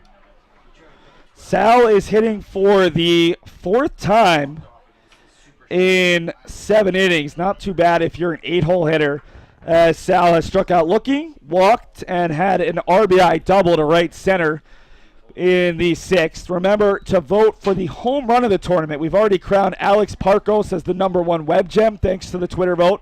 Right now it's a close one between Chris Fowler and Mitch Baker, both of them holding 38% of the vote. Alex Parkos with 25%. Still 40 minutes left as there are still votes coming in. Frashino lines another ball out to left. That's a worm burner into the corner, and Sal Frashino has himself a 2-hit, 2-double game, and UMass Boston just continues to wear out this Eastern bullpen. Yeah, now we got a second here. I'm going to give a shout-out of my own. We got some alums, some champions over here from Beacons Baseball. Luke Nagel and Dan Mantoni came out to support the boys today in the not-so-great weather. but they're out here and they got their umbrellas out and Starbucks at hand. So they're out here supporting the boys. First pitch comes and hits the back of Hughie, totally slipped out of the hand of Eastern Connecticut State pitcher Matt Curtis. A little bit behind in my bookkeeping, as Curtis is the 5th pitcher. He came on and got the final 2 outs of that long top of the 6th inning, allowed 2 hits, faced 5 batters, and gave up a double. Eddie Riley, who had a big 2-run homer as part of the 8-run 6th to snap an 0-for-3 strike start to the day, steps up. He's got 2 on with no outs. And Curtis throws a fastball in there. And Anthony, I mean, got to give a shout out to yourself as well, another alum of this program. Very happy to see them on their way potentially to their 34th win. Those 2 guys were co-captains with you a year ago during that run where the Beacons not only won the LEC tournament, but also went 4-0 in the NCAA Regionals to earn their 2nd ever trip to the College World Series.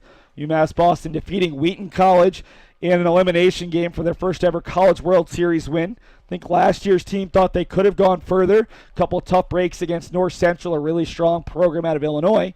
And this group looks, or at least hopes, that they get back there and can prove they can go even further. They've been ranked in the top 10 all season long. First ever number 1 ranking in all of the polls. They were up to number 1, I think it was for 3 consecutive weeks. So this team just continues to build. Made it through 4 games in the 2016 regional, all the way to the College World Series, played 3 games. This senior class, who is up to, I think, 125 wins at this point, looking to continue their run. 2-2 to Riley, 2 on, no outs. The Beacons lead by 11. Takes it on the outside corner, his 3rd strikeout of the game. Eddie doesn't like it, but Eddie, you're up by 11 and you're not swinging the bat. That's one that he's just got to accept, as that is the 5th strikeout of the day for Eastern pitching. And Danny Brown coming up to the plate here. This is an at-bat that I love to see here. Danny Brown came in as one of the most promising utility guys. He can do it all. He plays a little bit of infield. He plays every position in the outfield. And he even pitched in the fall for the Beacons a little bit. He had a little knee injury coming into the year. He got hurt in practice, but he's better now. He's had a couple pinch hit appearances, defensive replacement.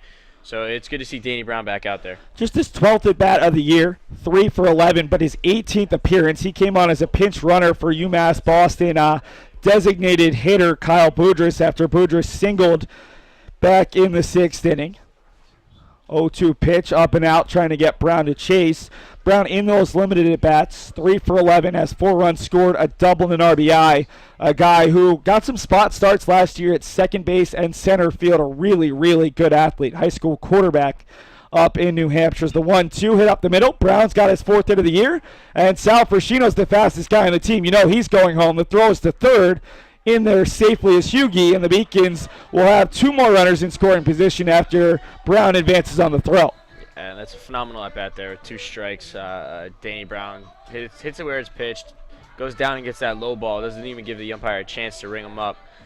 He's a promising player. I mean, it's tough with the strong Beacons outfield. Maybe a shot next year with Frashino graduating this year, but he's just a guy that needs to see his at-bats, and he's going to do very well. He'll prosper out there. So it's a strong at-bat there from Danny Brown. Dave Murphy went 0 for 3 to start the day. So he fouls that one back to the stop, but had a walk and a run scored in its last at-bat. The key for Eastern was they were getting the top 3 out. They couldn't get 4 through 8, as Hughie also started with a slow day. But now every batter who the Beacons have sent to the plate has reached, including Brown, the pinch runner, and gets 1 at-bat, reaches as Murphy hits that out to deep center, going back on his White at the track. And it's another long sacrifice fly for Murphy. This one was a little bit less of a highlight reel play for White, who at first looked as if he might have to play that ball on the wall. Yeah, it looked like it could have been a reoccurring thing for these two with Murphy and White, but as we got LeBranch, Coach LeBranch is coming back out. Might see another pitching change here for Eastern. This has got to be a senior, right? Trying to get a senior into the game for this final out.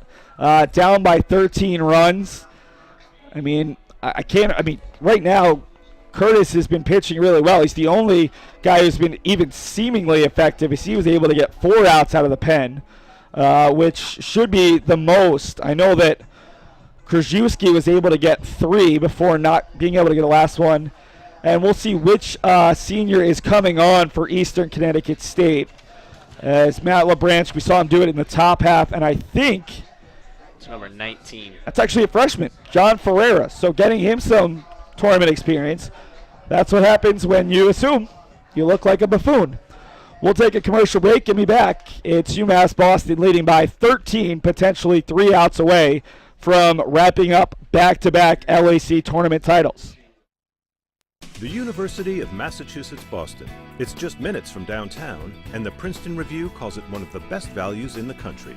A nationally recognized institution of academic excellence and research, UMass Boston offers more than 150 undergraduate and graduate programs, 16 Division III sports, and more than 100 student organizations. To learn more about the opportunities waiting for you at UMass Boston, visit in person or online. UMass Boston, a research...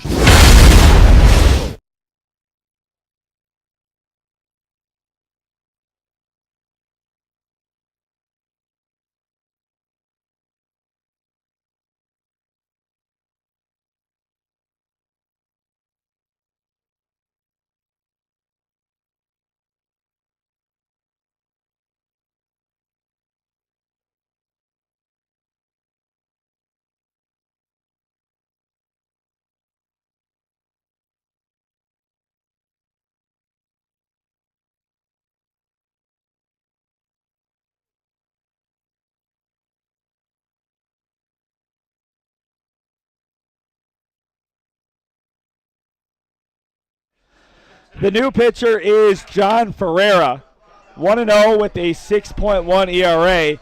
And this is a bit strange. We did think it was going to be a senior. And Matt LeBranch going situational, probably trying to get Ferreira a little bit of experience. Maybe this is a guy who earned this spot. Freshman out of Northampton, Massachusetts. Comes in to face the Beacon's top left-handed pitcher. Or left-handed hitter, Chris Fowler, making his 9th appearance, 1-0. What do the numbers look like on Ferreira outside of just the record in ERA?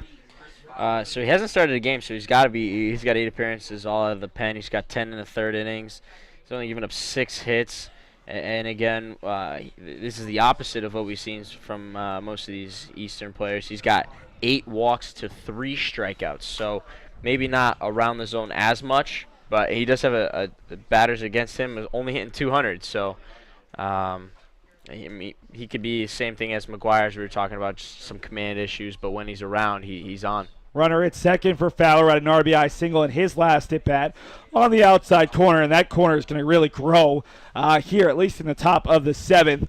Fowler on the day has 2 runs scored, 2 singles, and an RBI out of the cleanup spot as the 1-1 to Fowler right down Broad Street with a breaking ball. Fowler still trying to time up Ferreira.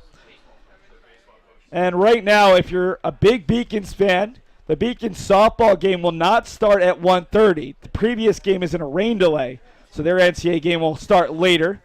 UMass Boston will take on Framingham State in an elimination game over at MIT. They've probably dealing with similar rain that we've dealt with. The game before them, number 18 Tufts and number 20 MIT tied 1-1 in the bottom of the 6th. If the Beacons beat Framingham State, they would play the loser of that game. 2-2, 2 outs, top 7 with the runner at second base. Fowler watches it bounce up there, and taking off for third is Danny Brown. Wild pitch there for Ferreira. Realistically, down by 13 runs, Ferreira's one and only focus should be on Chris Fowler, the leader in RBI, as it looks like the rain is totally stopped. Everyone has dropped their umbrellas. McCormick awaiting on deck, potentially hoping that he doesn't have to take off the catcher's gear. The 3-2 is low. Fowler with that great eye, one of the conference's leaders in OBP, average and slugging, and McCormick will get another chance with runners in the corners and 2 down. Seth Lorenski joined by Anthony Searles here on game number 10 of the LEC tournament, day 4. It's now 1:36 on the East Coast. We're about 2.5 hours in, as pitch is a little bit low there to McCormick here in the top of the 7th. Today, Ryan has 4 hits and 4 at-bats, 2 runs scored, 2 singles, 2 doubles, and has consistently found that left field corner to his liking with a couple of doubles out there the opposite way, trying for a 5-for-5 game here and a couple more RBI. One of a number of Beacons who has posted impressive stat lines in this 13-0 lead. 3-0 as Ferreira every single time just looking at his catcher saying, I'm struggling to get my footing. Again, the 2 head coaches, tournament director Gamal Abiona and the Little East Conference office met last night to talk about game time. All 4 parties decided this was the right idea, and Anthony, I don't think you can blame weather at all if you're Eastern Connecticut State. The Beacons just had more left in the tank as McCormick takes ball 4, and clearly their hitters have come through in big situations where Arruda shut down Eastern the few times they did get base runners over the first 5 innings. Yeah, you look at the box score, you look at the scoreboard. The Beacons have 14 hits and Eastern has 1. So weather, you can't blame that. And with the mound, UMass Boston's had to deal with it too. So it's a two-way thing. I don't think you could blame it on the weather. If you got 1 hit, came earlier in the game, no situational hitting, giving up 14 hits and 13 runs, you're not going to win a ball game. The 0-1 to Herzog. Did he go? Don't believe so. They're not even going to appeal down to first. 1-1 after Ferreira came on, has issued back-to-back walks. The bases are full of Beacons. It's happened a lot the last couple innings. Beacons scored 1 in the 3rd, 2 in the 4th, an incredible 8 spot in the 6th, 2 more in the 7th. As it is 13-0, chopped foul. Even our scoreboard operator on the graphics is a little bit behind. It's been that many runs over the last couple of innings. Not to call Alyssa Fugel out. She has done a tremendous job. You just called her out by saying her name. I want to give a really big shout out to the man to my right, Anthony Cecere, and the 2 women to my left, Rachel Mazak and Alyssa Fugel, who have been here for pretty much every game of this tournament. Directing, doing instant replay, graphics, and Anthony has obviously helped out doing some color. These 3 dealing with some other obligations as student athletes, at least for 2 of the 3, but coming through and being here a couple hours early and a couple hours after every game as Herzog fouls it off 2-2. And if you know me at all, you know I like the subtle jabs, as Anthony Cecere, I'm sure, will get me right back before this tournament ends. Just calling everyone out today, huh? 2-2, 2 outs, bases loaded, 2 runs already in as the Beacons look to work their way through this 7th inning and earn the title. 2-2 breaking ball, and it's strike 3. A nice pitch from Ferreira. We head to the bottom of the 7th. It'll be Alex Carasoto, the Beacon senior, coming out of the pen for his first appearance of the tournament. He'll get a chance to close it out on his home field as UMass Boston looks to win the 2018 LEC tournament. Celebrate the soggy shoes and the slow starts.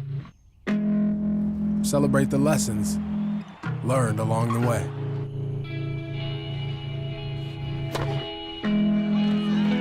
These are the wins. Not the shiny, nail-biting kind. These are the last a lifetime kind.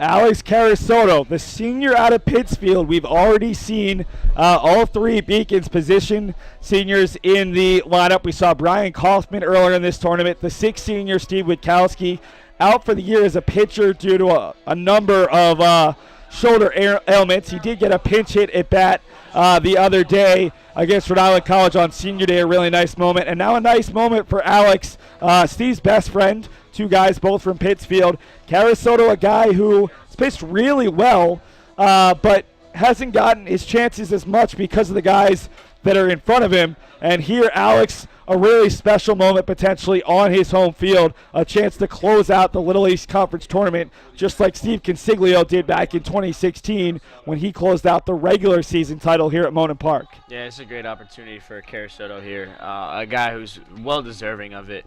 I mean, it's tough when you got guys like Kaufman and Tremendozzi soaking up every inning of every game.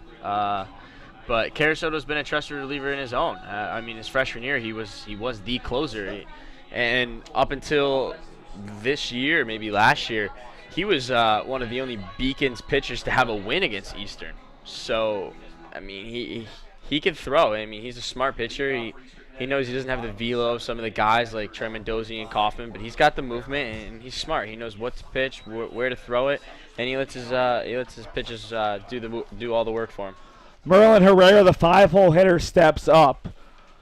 Herrera, another one of those seniors, and he's out of the Dominican Republic. I don't even want to try to pronounce the name of this town in the Dominican Republic because my Spanish is quite honestly not that good, and I'm just going to get it wrong. Let's hear it. La Yaquiza? Yeah, that's not right. All right, Anthony Cecere gets me right back.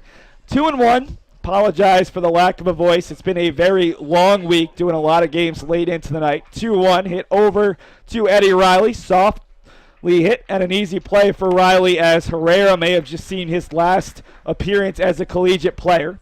Bring up Anthony Stigler, the freshman who has a lot of time left in his career, and it's going to be one of those guys that you really want to see how he develops. He's been one of the better players for Eastern throughout this season. Stigler today is 0 for 2, a ground out to short, a strikeout swinging. Stigler will swing through the first pitch, and it looks like we have another one of those pinch hitters, Anthony, in the on-deck circle for Jack Rich.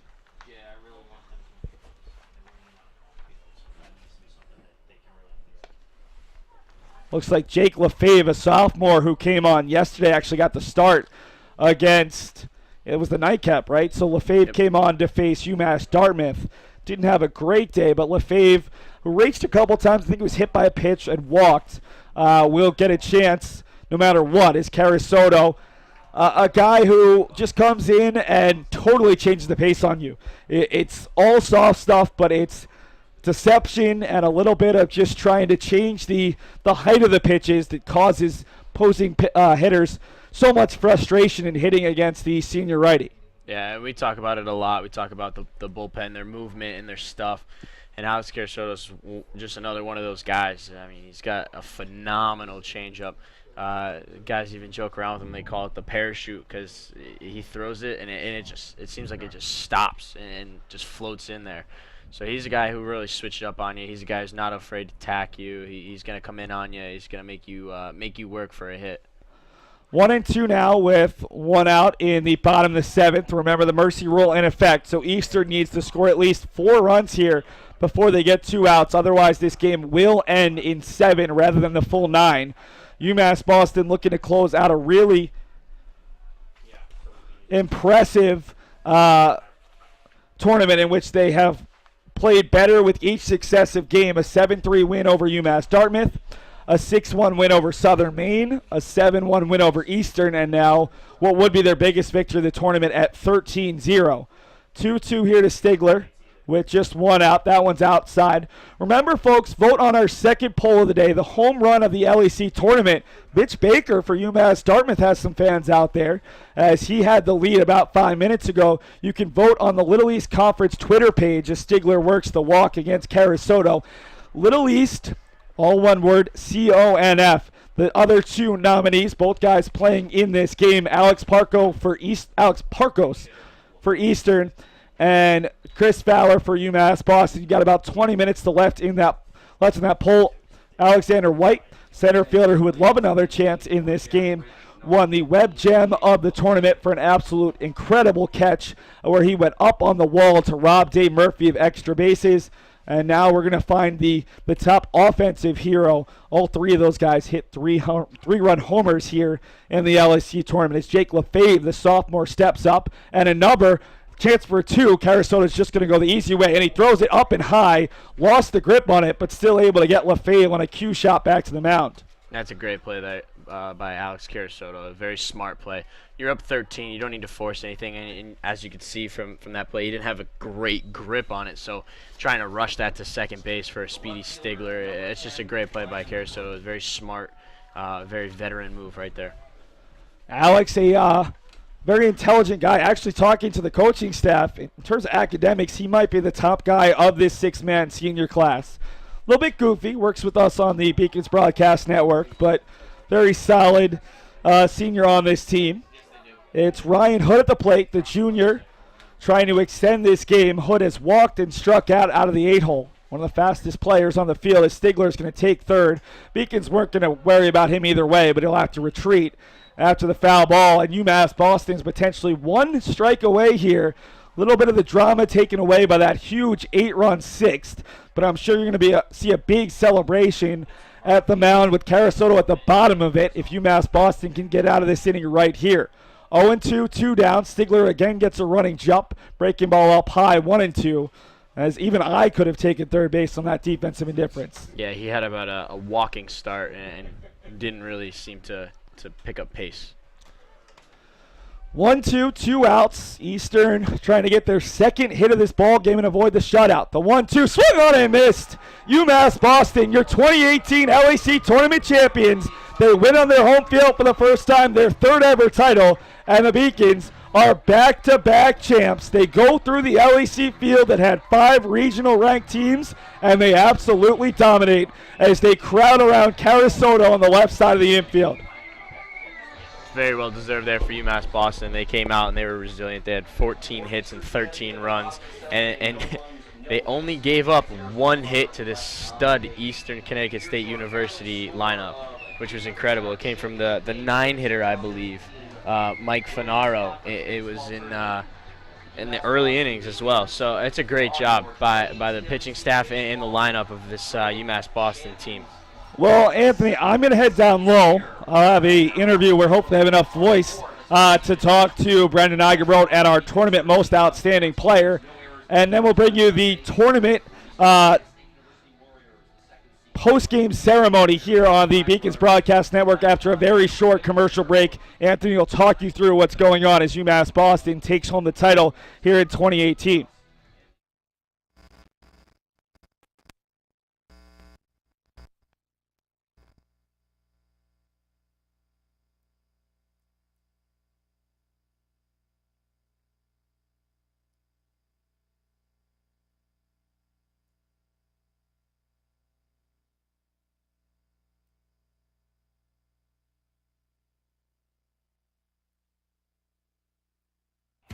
Something I discovered in myself is that if I have a goal, then I can accomplish it.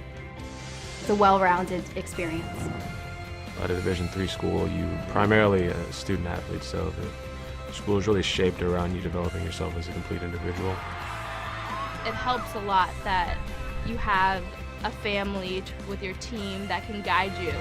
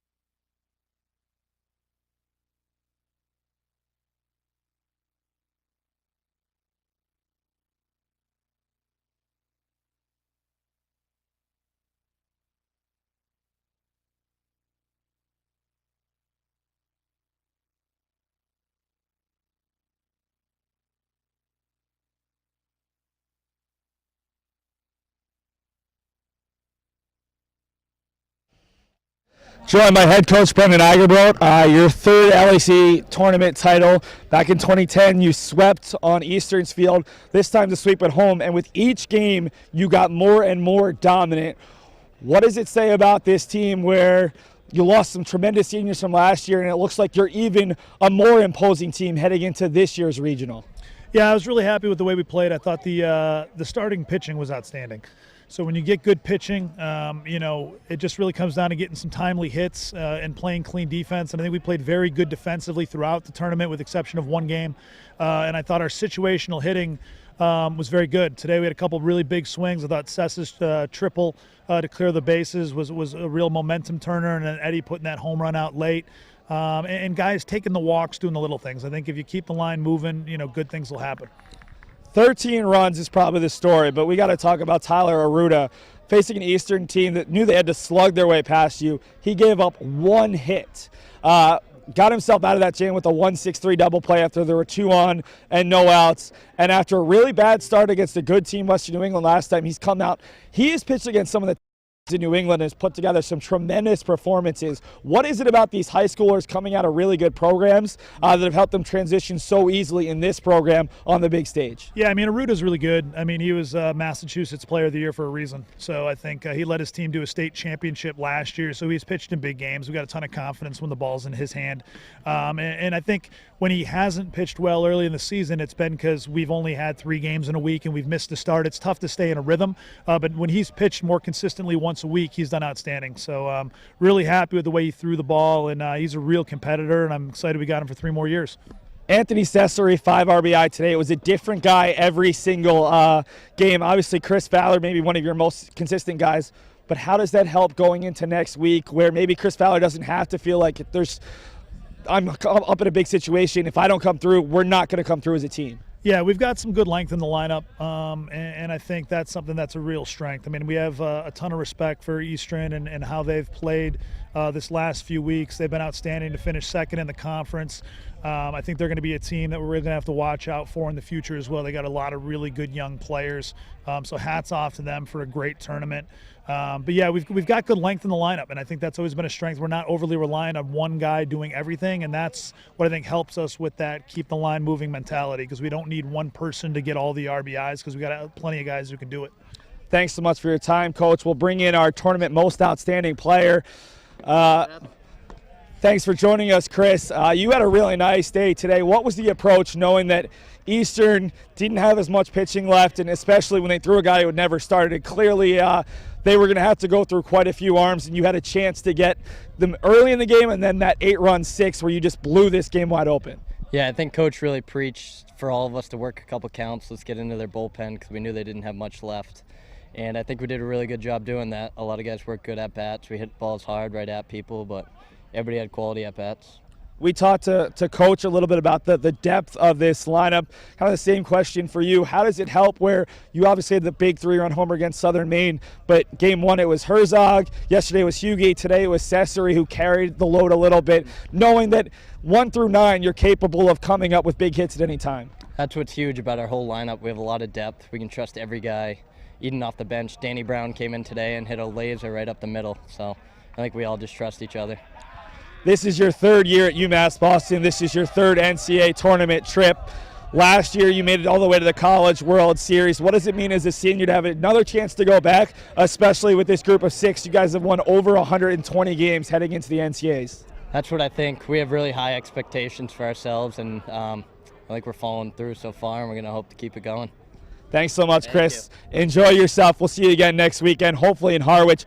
We're going to head back up top. I'm not sure if we've looked at the highlights in this game yet. We'll take a look at those now, and then we'll wrap it up. Anthony Searles and Seth Orensky in just about 2 to 3 minutes.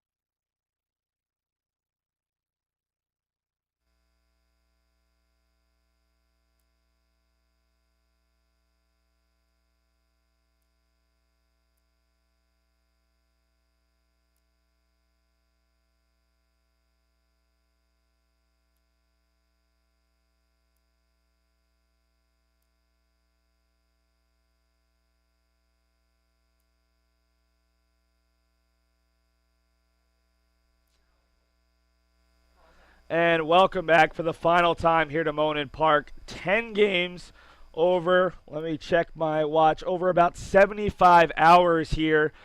We couldn't have done it without some of the names on this production team. I say some because there's a lot more people who put in a lot of work behind the scenes to make this possible. The people who worked on this particular production. My name is Seth Dorensky, your producer and play-by-play guy. Anthony Cecere doing color commentary. Rachel Maslak and Alyssa Fugel, your directors and instant replay operators. Big shout out to Cassie Murphy, came in on her 20th birthday. Hopefully she gets to celebrate in style out of the rain. Marcelo Cunha, Eileen Shee, Bree Colucci, Alex Gibbs helped out as well. To anybody who put in any time here, Laura Roman Castro was taking tickets today in the rain. There were a lot of people behind the scenes putting in a lot of work. Congratulations to the UMass Boston Beacons. Hopefully they'll be joined in the NCAA tournament by possibly one or two other teams. UMass Dartmouth, Southern Maine certainly have a chance to make that NCAA tournament. Who knows, maybe even two of those teams will be heading to Harwich next weekend. The Beacons, the 2018 champions, just the third program in LEC tournament history to win back-to-back titles. That'll do it from Boston. UMass Boston 13, Eastern Connecticut State 0 in game number 10 of the 2018 LEC tournament.